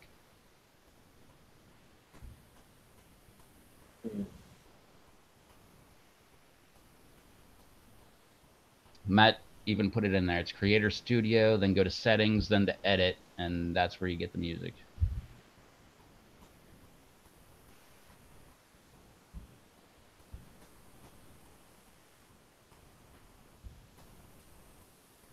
Yeah, and YouTube does have some pretty decent music. There's a lot of channels that I know are, well, used to watch because they no longer make them, or do watch, that have like YouTube music in them. But they will take like an entire song and then just take out like a small chunk and have that as their intro music. And they do a really good job, you know, the people I'm talking about, with the good music. So, but it's weird because I'll hear like that intro chunk, but I'll hear it in somebody else's video where they put the entire song, and like I don't know the entire song, but when it gets to that point, I'm like, that's so and so's intro music. Yeah, there's two Minecraft players that have the exact same intro music. I just found that weird. That's why I like when people take like a song, but then like only take like the very end of the song or like the middle of the song, like the chorus type thing or whatever, and make that their intro. I don't know. I find that to be very neat.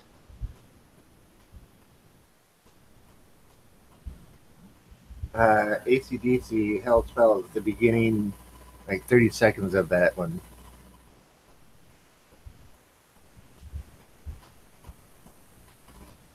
Just that bell bouncing off. Yeah. I said it wrong. I'll admit it. Go ahead, laugh. I'm not laughing.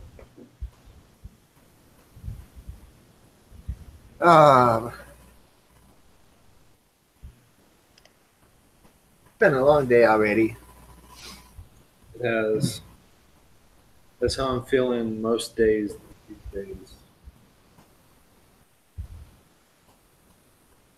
You can only use 30 seconds of any music, anything over, you will get flagged for copyright. I do this for intros and works fine. I read YT's or YouTube's copyright policy. As long as it's not over 30 seconds, you're good to go. Hey Charles, I'm almost out of hot sauce. I have a couple bottles of the Orange Bucking Baja, and that's pretty much it. Half a bottle of peach left. Yeah, I like that peach too. Alright guys, I'm out. Gotta work tomorrow. It's been fun. Catch you on the next show. Alright, Black Mamba. Enjoy your evening. May you sleep well. And thanks for joining us. Later on, Black Mamba. Hey, everybody, don't forget to hit that like button. I haven't been mentioning that lately. I know. Matt, just send that care of Rob Z, and that would be fine. Send what care of Rob Z? I got a There. Carolina Reaper almost raped. Who's wants it to eat live? Not me. Not me. No. Yeah, Rob's been really building his tolerance up, so he'll be ready. No. He said almost ripe. Yeah, I won't be ready by then. No, not me. It's gonna be Rob Z. No, not me. Not Rob Z. Send it to Charles P. No, I don't eat pods. You just ate two tonight. Yeah, but they weren't Reapers. Well, then you should have said I don't eat Reaper pods. I do, but I'm waiting. I'm building up my tolerance for later in the year. Ah. How about eating 3 Reaper pods and jumping out of an airplane? Yeah, that's too much. And that'd be copying Johnny. That's all there is to that. Can't do it. Sorry. Oh yeah, my bad. 4 Reaper pods and jumping out of an airplane. Brandon says he'll do it if Rob Z does one. There you go. No. We got ourselves a bet. No. Just plain old simple. No. I have no interest in eating a Reaper. I have a CP-113, aka Pimenta Barra do Ribeiro. That's almost right too. They're about in the ahi lemon drop cayenne level heat. Maybe that's my better heat level. Yeah.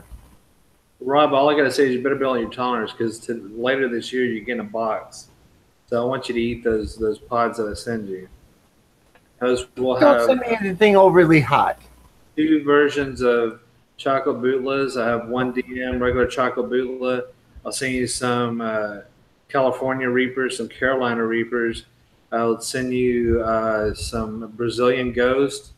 Let's see what else. Death Spiral. What else can I send you? Purple Ghost Scorpion. Purple Ghost Scorpions. No. I'll send you a fun box. And I'll send it with a big smiley face on a sticker to the box. Have a nice day.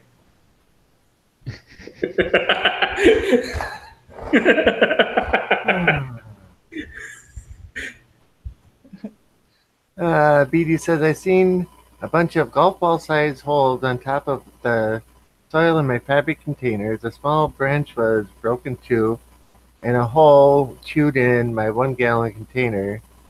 LOL them. Damn squirrels are plotting. Yeah, they reckon we're messing with me this year too. And Batman. Yep. Batman is getting his revenge though. I love how much Batman hates squirrels. I'm not doing. I don't have a CPR. I killed that. That says whatever you send, you have to eat face to face too, or on live. And Matt also said if Rob Z got a CPR. He'd need CPR after eating the CPR. Oh yeah, that's no problem, Matt. I mean, like I said, it's not going to be the whole pot on those, super hots. But yeah, that's fine. If I send Rob a bula, I'll eat the bula. No, I have no problem with that. I do. What is We'll just the, I don't want to eat another piece of a chocolate bootla. I don't want one of those ever to enter my mouth ever again. I mean, you can take my word on that. So if Rob eats it, I'll eat it. Or I eat same thing. Probably eating it though. Why not? That It's a liver. piece of chocolate bootla that I had before messed me up pretty good. Yeah, but not like the death nuts. You're better now. Yeah. You're a more tolerant man. What does CPR Nice. stand for? It's Carolina Primo Reaper. Is Gotcha. right? Is that right? Sounds right. Yeah. I thought the CNR was Carolina and Reaper. I didn't know what the P was, but Primo makes sense. Yeah. And then Butch T. And it's BTR is Butch T Reaper. I think. I mean, Yeah. BTR's Butch T cross with Reaper. yeah. Yeah. I almost got myself into a challenge on that one. Whew. God, that didn't happen. Oh, Chocolate Primo Reaper. Yeah, Chocolate. very corrected. Yeah, sorry. I need the Primo Reaper in there somewhere. Yeah. Which is kind of funny because some people will argue that the Primo is a Reaper and the Reaper is a Primo. Or I guess that would be the better way to say it, that the Reaper is a Primo. But So Rob, if we do an ahi battle, will you do that? No. yeah, No. No, ahi for ahi, like whatever ahis we have. yeah, definitely. Okay, I misunderstood you. I would probably do ahis. Rainforest, lemon drop, pineapple, jabito, all these different ahis. Would you go ahi for ahi? I would go ahis with you.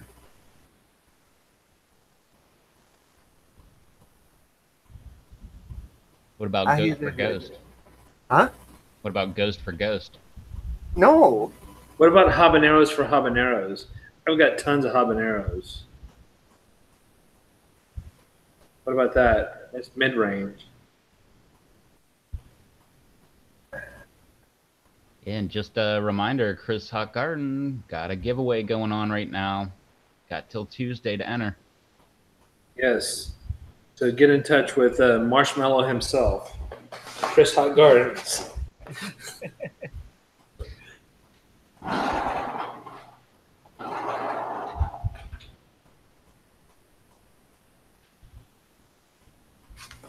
I don't know, Rod. You have time to think about it. I got to get him going first.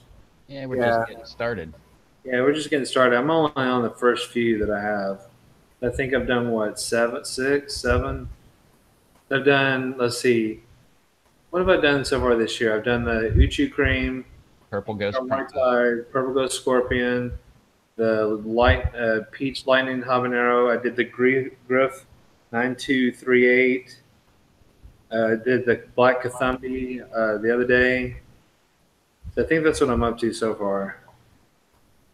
Yeah, you also did the Serpent's Head, but you're not growing that yet. Yeah, that's not mine, but that guy. Just to remind you, Charles. And the only thing I'm using that for is like chopping it up and using it in food, like small portions, and just kind of kind of let it go. It's hot. Matt's got a good point. He says Scotch bonnets would be even better because they have good flavor. That's a good point. I've eaten a bunch of Scotch bonnets on the live streams. Yeah, so we can do yellow MOAs. I got the Elysium Oxide Scotch bonnet. I got the King Star Texas Crimson bonnet. So yeah, I got a bunch of bonnets too we could do. What's up, Derek? Derek made it. to Derek's in the garden. house. It must mean Junior's asleep. Junior's asleep. He did his recent garden update as well. I got to check that one out. Yeah, it's still in my queue too. I got to check that one out. So yes, and I think I commented. Yes, the one in the bed, the Darth Maul is switched with the Java. Just the Darth Maul has the purple black leaves, green purple black leaves, as opposed to the Java is just straight green. And BD says, let's get Chris to over 100 subscribers. I'll take it a step further. Let's get him over 200. Yeah. Anytime someone has a goal, I'm always like, let's make it even more than that. One of these days, I'll make a goal for mine. What are you up to?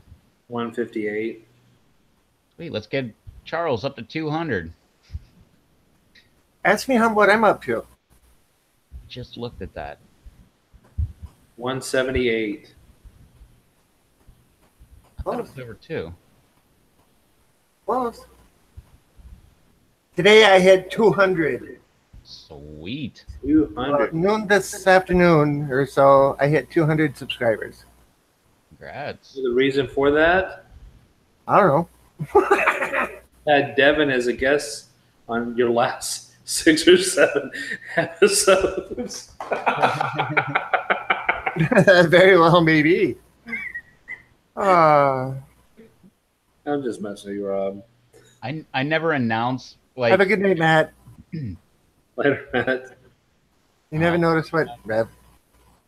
No, I never announce, like, I made it over whatever number, only because, like, I've found that, well, at least the higher you get, like, you will hit a number, and then, like, the next day, you'll drop, like, 6 subscribers. It's, like, the craziest thing. The other day, I'm like, wow, I'm up, like, 5 subscribers since the last live stream, and dropped 7 within 4 minutes. I was like, what the hell, man? Not only that, but it stalled and didn't move for like 4 days. The craziest stuff. So I never do that. Like if I hit whatever number, like if I hit 1400, I don't announce it until like I'm well over 1410.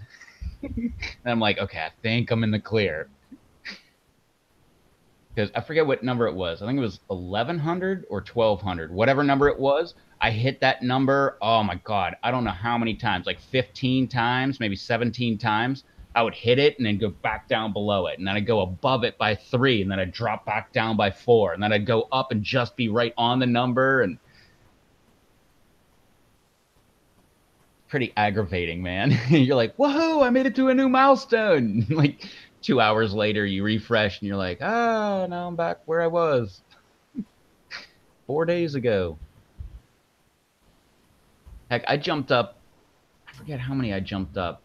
It was last week. I jumped up like, I think it was like 9 in one day. And I'm like, wow, I think I'm doing something right. And then dropped like 8 within, like I said, like 4 minutes. And then like, it was like the next day I dropped another 4. I'm like, wow, maybe I'm doing something wrong. Although I'm pretty stubborn. I refuse to think I'm doing anything wrong. Well, if you're doing your own thing, then how can it be something wrong? That's exactly the way I think of it. Chris I can't be doing anything wrong because I'm doing it my way. Was that Charles? said he's going to give away a light when he hits 1,000. Yeah, an LED light. That could be cool. Yep. Well, I was planning to do a pepper update tomorrow, and if I'm still at 200, because Rev just jinxed it for me, somebody's going to unsubscribe. But if I'm still at 200, I'm going to put out a nice little thank you note message in it to everybody. If I had something to give away, I'd give away. Charles, don't you hit that unsubscribe button. You're 199. Or wait. 198. No, I never noticed that until I was over 1,000. Once I was over 1,000, it was just, it's hit or miss. I mean, before that, I never remember losing any. Like I would gain 1 and then drop 1, and it would be that kind of gain. I would never like go backwards. I would just like, I'm 501. Oh, now I'm back to 500. But it would never be like 499. It wasn't until I was over 1,000. Then it's like, all right, I gained 1. Oh, there goes 9. Half the time, I swear it's YouTube messing with me.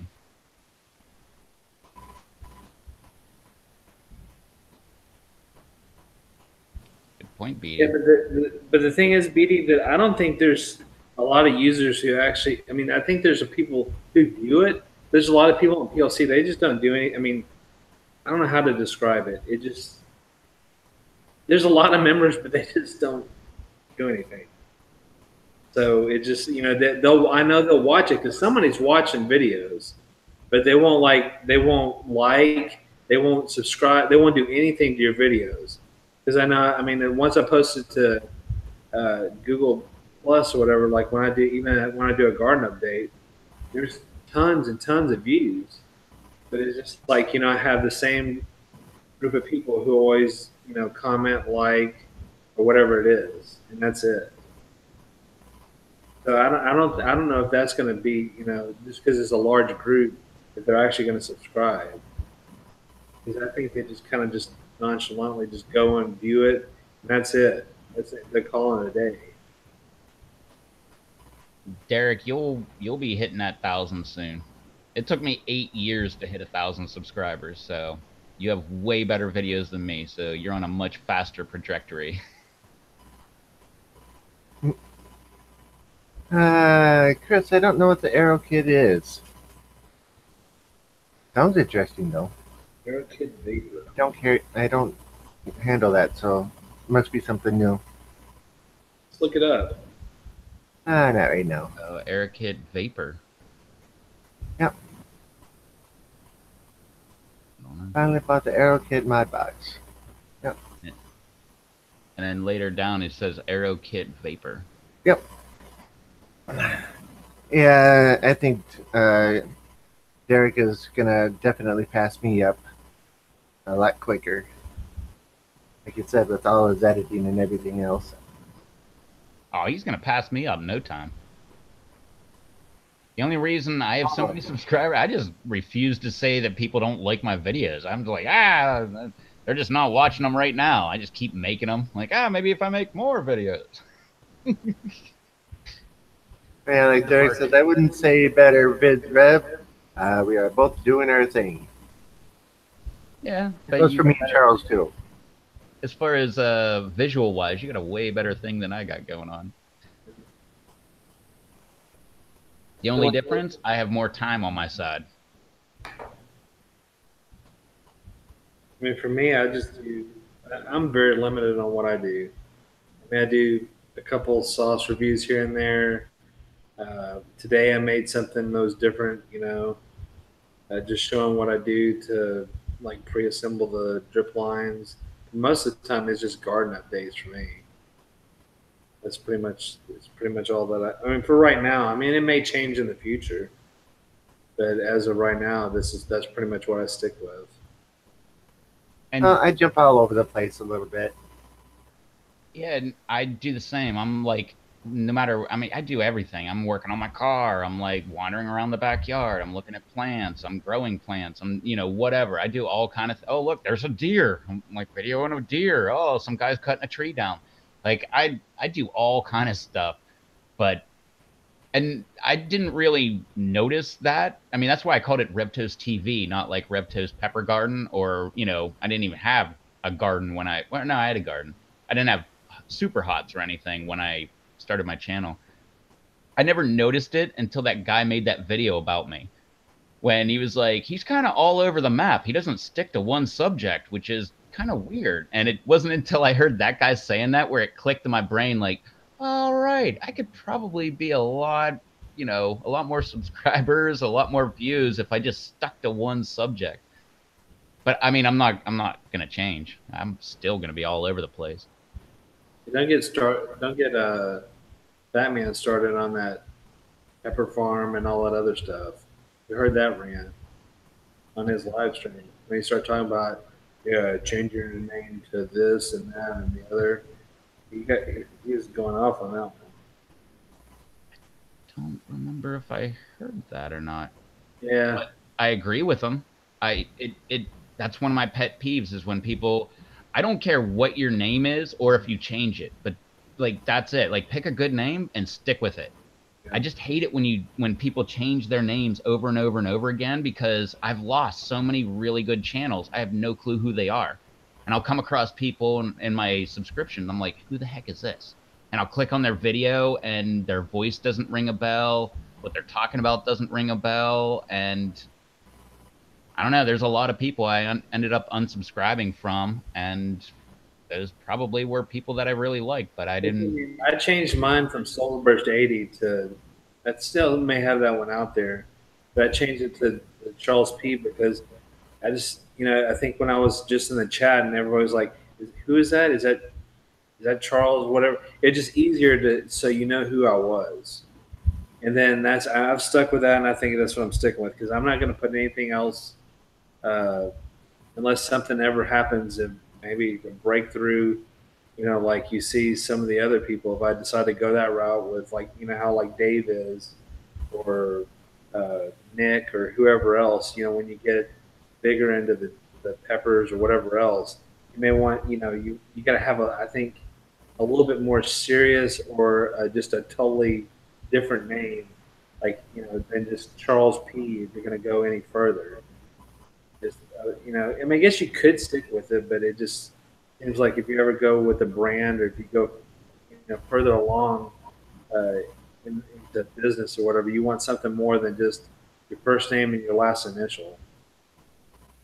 And that's just my point of view on it. But I mean, I know Mike. I don't know, for the hot sauce maker here, makes salsa. His is Mikey B's. So I mean, I guess it could work. It just, I don't know, just a thought. I mean, like I said, that's something I'm not seriously thinking about. I'm just, want in the future if that ever happened, maybe something different. And I don't know how this happens, but the only negative thing I see about Charles P is I've looked you up on YouTube and there's like 8 or 10 guys all named Charles P. And I'm like, how do they all have Charles P? Like Charles P has Charles P. How can this other guy named Charles, how can he have Charles P? And I looked that up as well. I didn't even realize it, but. Yeah, I tried to link you in a video once, and I was like scrolling through. I'm like, where the heck is he? I know what his freaking, what is it? Not icon, but I know what his thumbnail looks like. Yeah, so I don't know. That's what I was thinking about after I saw that too. Maybe that's too generic or something. I don't know. I don't want to change it, constantly change it because it throws off people. Because I mean, before long, I'll be going from this to that, the other to, Derek's got you. Yes, Charles P. That's going to be us. Yeah, probably be doing that. Oh, Derek, my death nuts are coming Saturday. Uh-oh. So Dave's already got his. So I don't know when we're going to do this. If I'm still haven't 100% agreed, but I pretty much will do it probably. But Derek's got another really good point. He says email was Crazy Kimberlin's because it was him and his wife. But that's another good thing. Once you decide on a name that nobody else has, go grab the Gmail for it. Grab, the if you're into Facebook, grab the Facebook, grab the Twitter, grab the Instagram, and every single thing. That way you're covered across the board, and it's all you. That's one really cool thing about Revtos TV. Apparently, that's not a very popular name. Well, Rob, ROBB space Z, there's at least half a dozen, if not 10 people on YouTube who use the exact same Rob Z. I never have a problem finding your YouTube. Every time I type in Rob, ROBB space Z, hit enter on YouTube, you're the very first link, and I never see another channel. I'll see your videos after that. Yeah, because there's 5 or 6 rappers that use the same name. There's one guy that's Robbie Z, but anyway. Let's see. BB says, I've seen a few people just installed a few of above ground sprinkler heads around their pepper plants. Do you think that would be more cost effective? Depends on if they're in ground or if they're in buckets. If they're in buckets, it's going to be less effective because, like Charles is doing with the watering system, it's putting it right into the pots, and you're not wasting everything else all over the uh, ground cover that is doing. You're not wasting the water. Where I've got a good opinion on that one. I had a raised bed garden, so it wasn't just one bucket or anything like that. It was like a lot of space, and I put above ground sprinkler heads, and I had them going. It's a waste of water. Go with what Charles is doing, do drip watering. Because I wasted so much water, and if your water's not good, I was running off of well water. Now I'm staining parts of my deck, and it was a mess. Well, I the other wasted. thing is to make sure that when you get the drip emitters that you don't get sprayer because they do have the misters and whatever else that mist. I think they're called. God, what's those things called? Not wobblers. Something that just throws it out like a sprinkler. But then you can get, they have retrofit kits for sprinkler heads and stuff, and you can run it off your sprinkler head if you don't have like a drip line, even that's close by.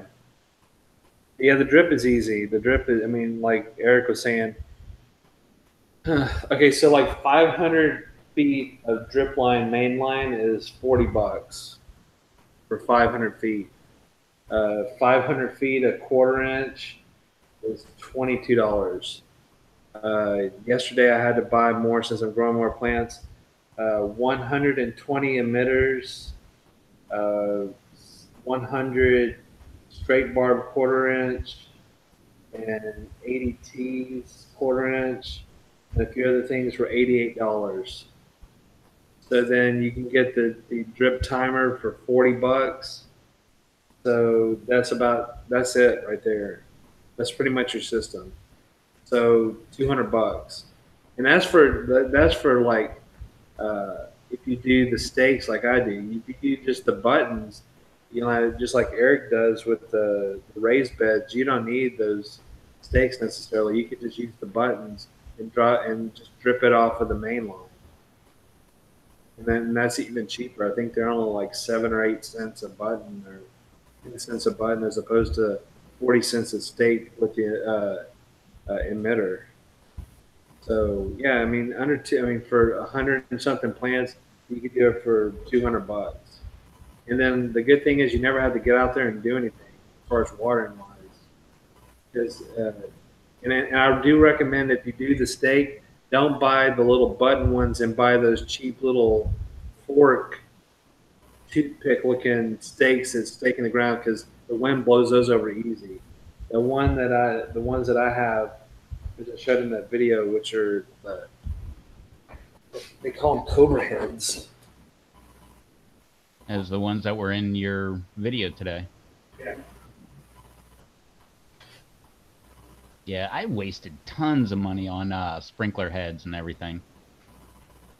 And I mean, they're as cheap as like $2, so they're not really expensive. But then you need the fittings to hook them up and all that stuff. And like I said, overspray, so you're wasting water. That's really where I didn't like it.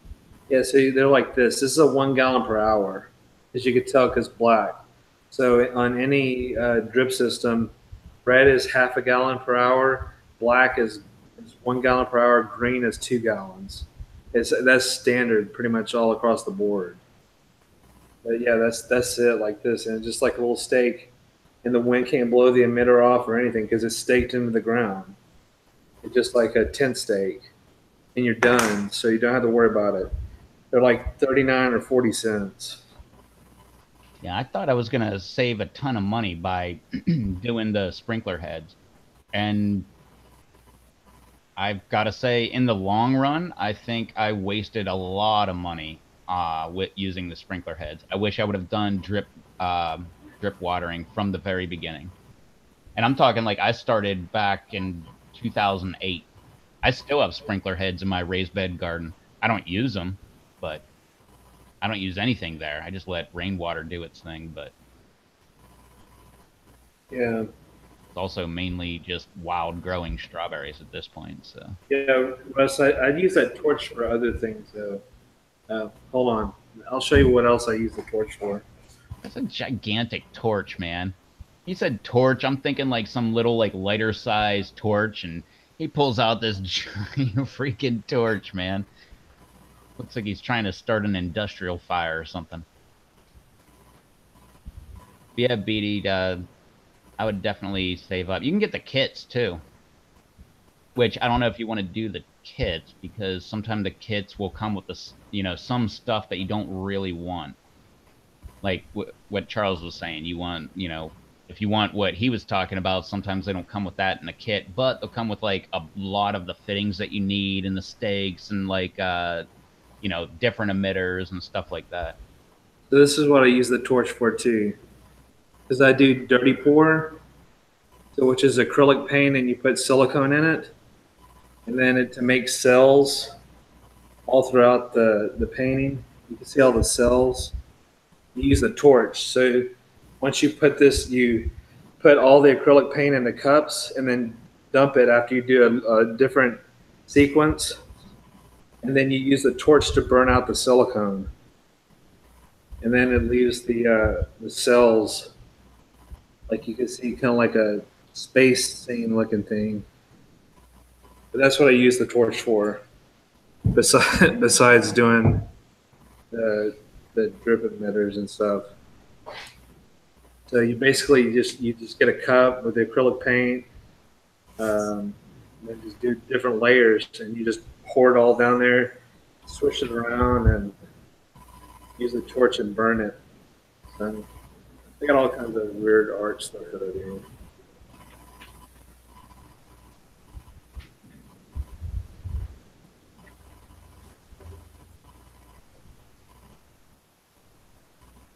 Hilarious. When you said, I want to show you what I use the torch for, I was waiting for you to come back with like a dab rig. Yeah. You know what that is? Yeah.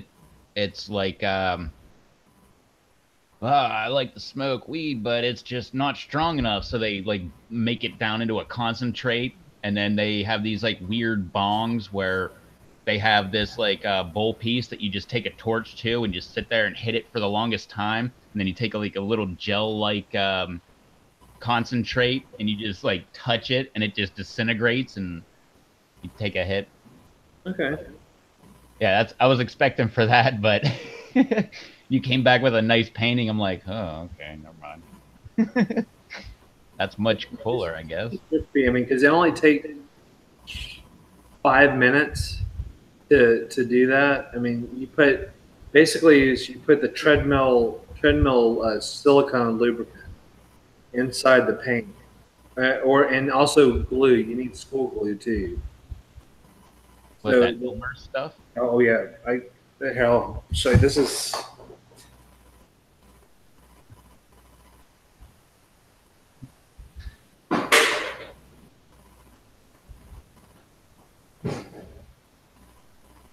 So yeah, so you got your Elmer's glue by the gallon, of course. Or And just like a bottle. and then the flood or the Floetrol, which makes paint go smoother when you're painting houses or whatever, and put that in there, and then put you want the least amount of silicone you can in there, like 1 or 2 drops, and then you put it all in, like as it said, that sequence, and you have like white, and then you put your colors and you put it and you swish it all around and you mix it, and then you torch the whole painting, and then it all separates into those cells. Oh, and Derek said he uses one of those ancient things called a watering can. I've been known to do that. Or just a hose with one of those awesome sprayers that you can get where you can change it from like, straight flow to, spray or whatever. Those work great. But when BD said, I just don't know what to get because during hurricane season, everything can get ruined easily here. That reminded me of something. I don't know about the drip watering because I don't know what kind of timer that they have, but I know you could probably use it in conjunction with like an irrigation timer. Irrigation timers will have, they call them fancy names, but pretty much all it is a little cup that you put outside and it has 2 electrodes inside of it. Whenever water is in the cup, the electrodes actually like ground out themselves because, you know, water to water or electrode to electrode because of the water. And it senses that and it turns off the system so that it doesn't turn on drip watering. Or, well, I guess the sprinklers. I don't know if they do that for drip watering too, but I'm sure they do. But I think they call they're a rain sensor. But I mean, essentially, all they are is a little cup with 2 electrodes in it. If there's water in the cup, it doesn't turn on. It like grounds it out so that, you know, it doesn't turn on. But I forgot to mention that because that's another important part if you're actually going to get a setup. So here's the whole setup. So you got, I use Dig. You have, here's the timer set up. You have the backflow. You have the filter, but they come with a cheap filter. But I use Boogie Blue. He does the compost tea. They sell the compost tea stuff too. It gets all the chloramine and chlorine out of the system. Then they have a cheap pressure regulator, but I highly suggest I know we're not going to name drop or whatever, but the Synerger, and I use like his 25 PSI version, like that. So this is basically the whole setup. So this goes to your hose bib. You got your timer, so you can set it to your times. Have a good night, Derek. And then you go all the way down to your filter, and then you got your pressure regulator. So that's pretty much the whole thing that's going to be on your hose bib. So that's just a pressure regulator, but not like a check valve, so it won't allow back pressure back into the filter. Well, that's the backflow. The backflow is here. Oh, okay. Yeah. That's this right here. That's the backflow. So it doesn't actually have like a rain indicator? This one doesn't. But this one has the feature where if it's raining, you could turn it off. So you'd have to be at home. You'd have to be at home. Because I didn't get the fancy one. There's fancier models, but this is $38. I mean, I'm going for cheap. So, I mean, the way I look at it is if they get a little more water with how much rain we get, it's not going to hurt that much. But, you know, if it looks like we're going to have a series of water, you know, flood or rain for a long time, I should be home by then. I could hit off. Or if someone's watching my house, I could say, could you go to the hose bib and put the off button on? You know, something like that. But that's Go ahead. That's what I suggest. Buy it all in piece, and then you know you could buy a whole kit, which I did originally, with the filter and everything for $44.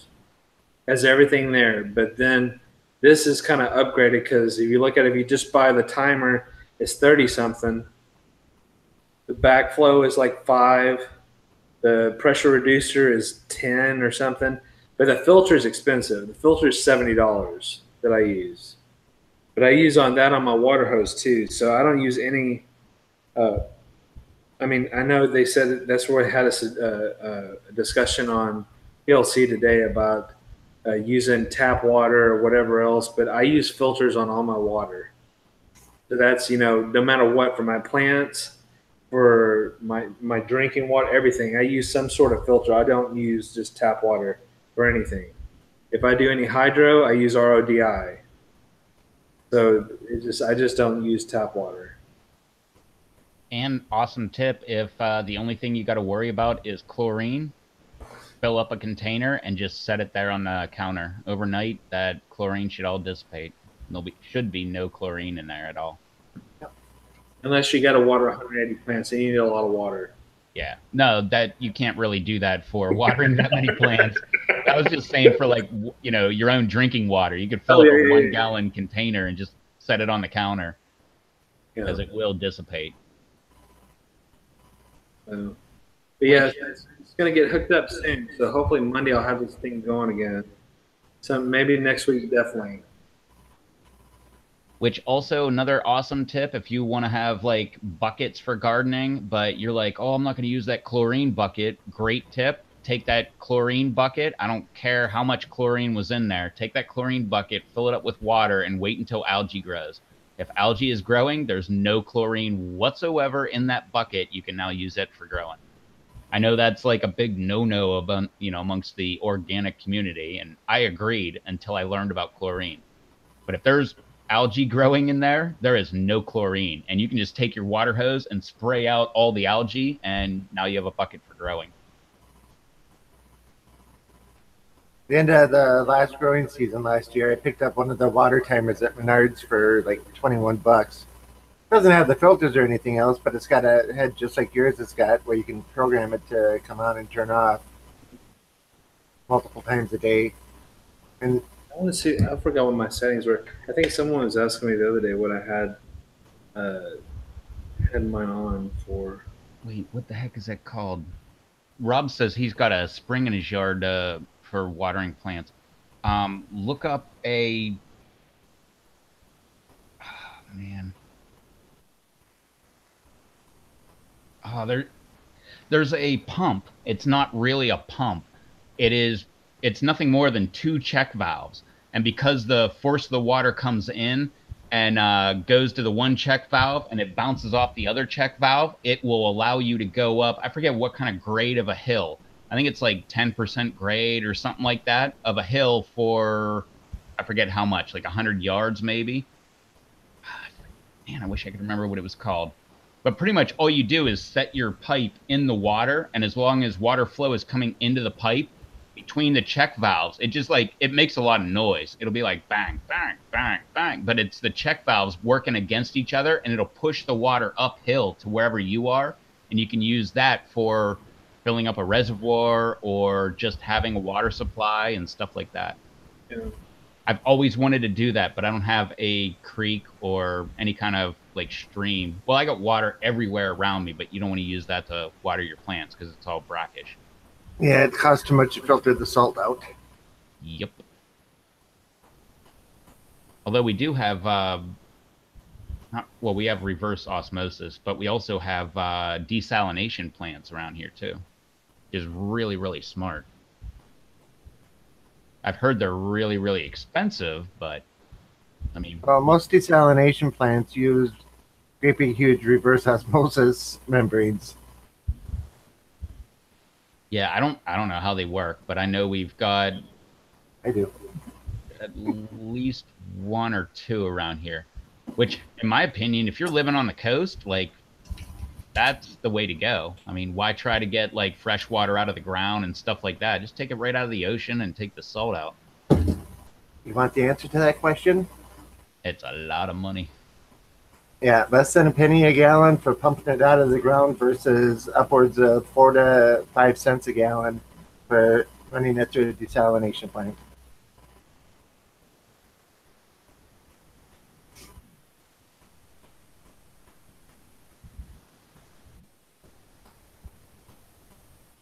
Good night, Anthony.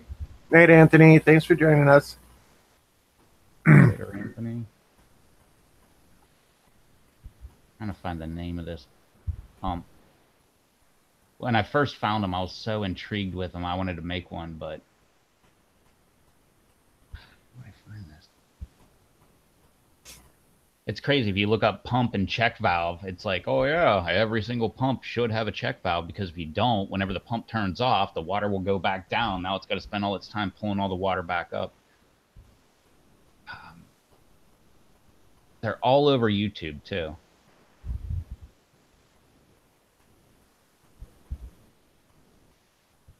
And what is their use again? If you have a stream, you just, I mean, quite literally, you just put a pipe. Well, you have to be like going downhill, and you put a pipe into the stream.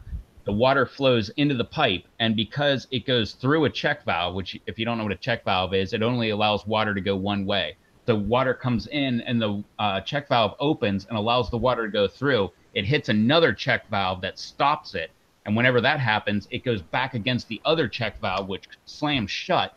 And because of this, damn it, I almost had the name. It's like an air hammer type effect. because of that, you have another pipe that comes off the top, and that will actually, because of the back and forth motion, it'll force the water up out of the other pipe, and you can actually pump it up a hill without actually having a motor. Maybe that's what I need. Is it a ram pump? Yeah, that's it. Ram pump. I just need to know what the heck you were talking about so I can understand what to ask Google. Yeah, look up ram pump on Google. Here's a bunch. Replacing a check valve, my hydraulic ram pump, delivery pipe, check valve, ram pump. Yeah, DIY ball check valve for ram pump. Ram pump converting a foot valve to a ram. Yeah. I think that's one of the coolest inventions ever because there's no motor, but yet it's like a pump.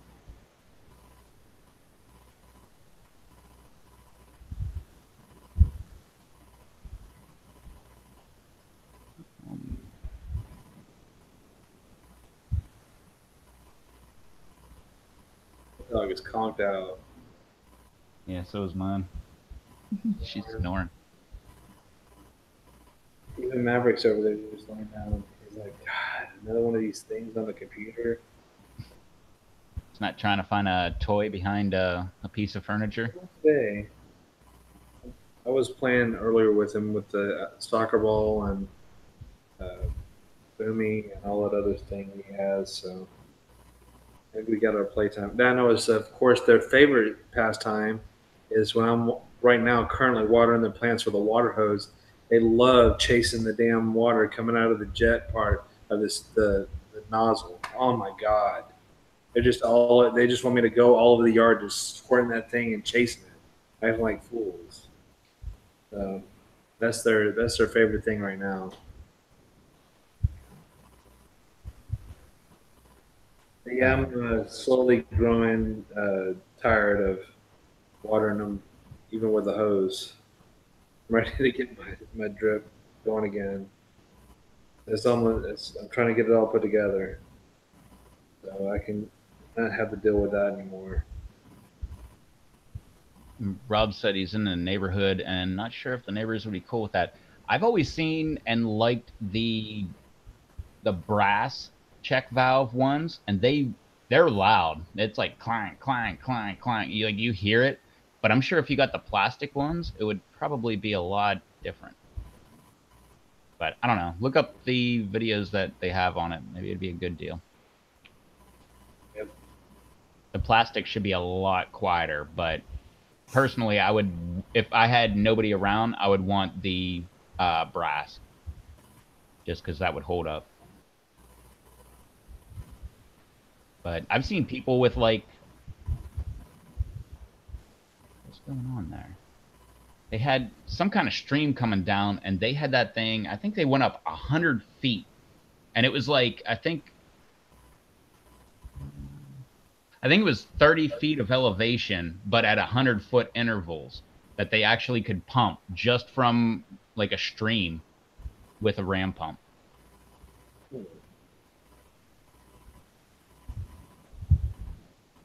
You do realize it's after 11 o'clock, right?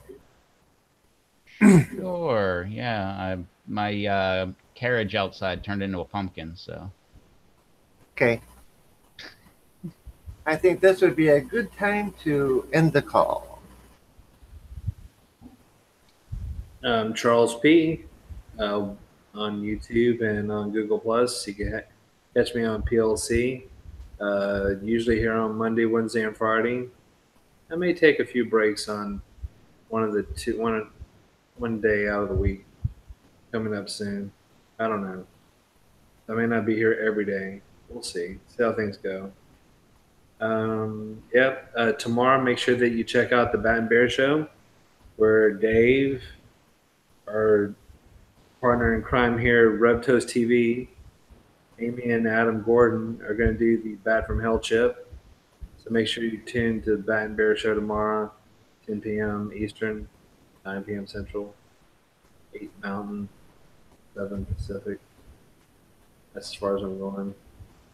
So yeah. That's why. Yeah. So Check them out. And yeah, look for updates. Usually I try to do them on Sunday. I may have to change that because it's warmer out and the Cognac kids playing the pool behind my garden are the next door neighbors. So if you want to hear daddy, daddy, daddy through the whole video, uh, yeah, it may not happen. So it may happen Monday. So we'll have to wait and see. Usually on Sunday I'll have updates how my garden's going. Cool. Don't forget to hit the like button, everybody. It's at 20 right now. And good night, BD. So, yeah. Anyway, Rob Z, ROBB Space Z is my main YouTube channel and my Google Hangouts and my Google Plus PLC. So you can get a hold of me one of those ways. Lots of different videos. Most people know that. If you don't, go check them out.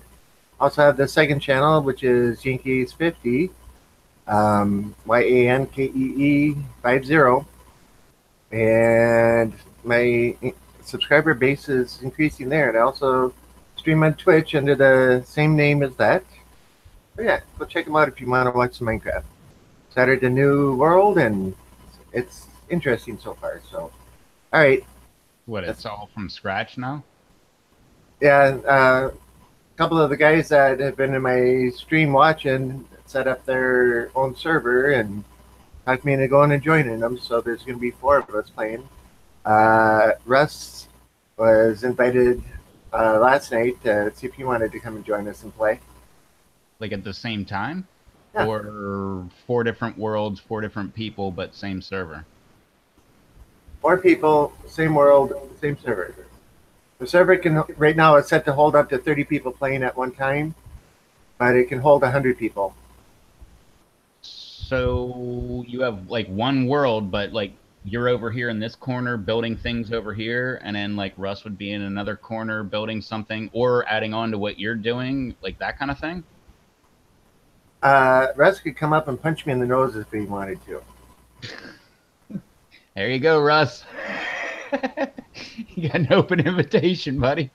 Yeah, Wow, you that's can pretty you weird. walk right up to another person and you can hit him or hit him with the sword. You know, you can actually fight in it, but yeah, you can sit and work together and build stuff. And then if you both have Discord, you can have Discord going in the background. So you can actually have a full voice group chat going and, you know, however many people all playing at the same time, all talking with each other. That is pretty damn cool. Yeah. I thought it was just a one-person type game. Nope, you can get some of the larger servers. Well, ours is a free one, and it can be set to hold 1,000 people. You can get servers that are megabucks on a monthly basis, but can hold up to 10,000 people. Jeez. So you could be building something and someone that you don't like will be coming over and like trying to destroy what you're building? It depends on how the server's set up, because you can set up it for griefing or no griefing. If you have it set up for no griefing, you have an area that you claim, and it's from the sky limit down to the bedrock, and everything that's in that section is all yours.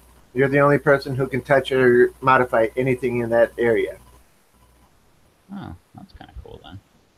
Well, just the multiplayer aspect is pretty dang cool. Yeah, it is. Well, watch the stream, my stream from last night, and you'll see 3 of us playing. I'll have to check that out. Yeah, skip in about half an hour or so because they were getting the server set up, and then we switched over to the new world, and I played that out for the next 2.5 hours or so, 2 hours and 40 minutes. Am I talking 3D? No. Yeah. Oh, Minecraft. Yeah, Minecraft. So yeah, we can sit and there were 3 of us playing, and we made up a mission, and we went out and did it, and came back, and yeah. I'll have to ask you about this afterwards. I don't know what about missions and stuff like that, but that sounds pretty cool. Our mission was hey, we know where there's a village. It's a long ways away and it's hard to find. Let's build a path to it so that we can find our way there and back easier by following mile markers or milestones or whatever you want to call them. So that was our little mission. Get over there, make a nice, decent path all the way back so we can find it easier. Just a little mission. All I would do was make torches and just every once in a while throw a torch down. That way I could just follow the torches all the way back to wherever I was. There's only one problem. Run out of torches. No, torches can disappear. Enderman can pick up a block that a torch is sitting on and walk away with it, so that torch disappears. A creeper can blow up and kill it. I built towers 20 and 30 blocks up in the sky with torches on them, so nothing's going to trash them up there. And you just follow the pillars up in the sky. And then I put path blocks down on the ground, and those don't disappear, unless an Enderman comes and takes them, but you follow the path and you watch in the towers, and you head for the next tower, and the next tower, and the next tower, and you're there. Yeah, I got the knockoff Linux version of Minecraft, Mine Test. Yep. And there's no bad guys, so I could just throw down torches everywhere and nobody messes with it. Yep. But I definitely have had a really cool, I don't want to say really cool, but made like a base type area, mined a bunch of stuff, wandered away from it, couldn't find my way back, and then said, screw it, done with that world, and just walked away from it. Yeah, you had a pretty good base going there. You know, for the amount of time you had in it, it was really good. So don't sell yourself short on it. It takes time to build them up. I got a bunch of them, but anyway, that's neither here nor there. But So yeah, Minecraft is fun if you want to watch me play. Inkies50 on YouTube and Twitch. there you go, people. Get her done. I played that old school RuneScape game before too. Yep. I never played that. I've seen it played, but I haven't played it myself. But anyway, Mr. Rev, your outro, and don't forget to mention hit the like button. Hit the like button. Here goes an outro. See y'all later. Bye.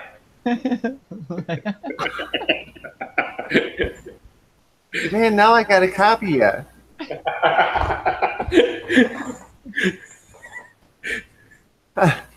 Later, Other Rob. And I will now say, bye. Later.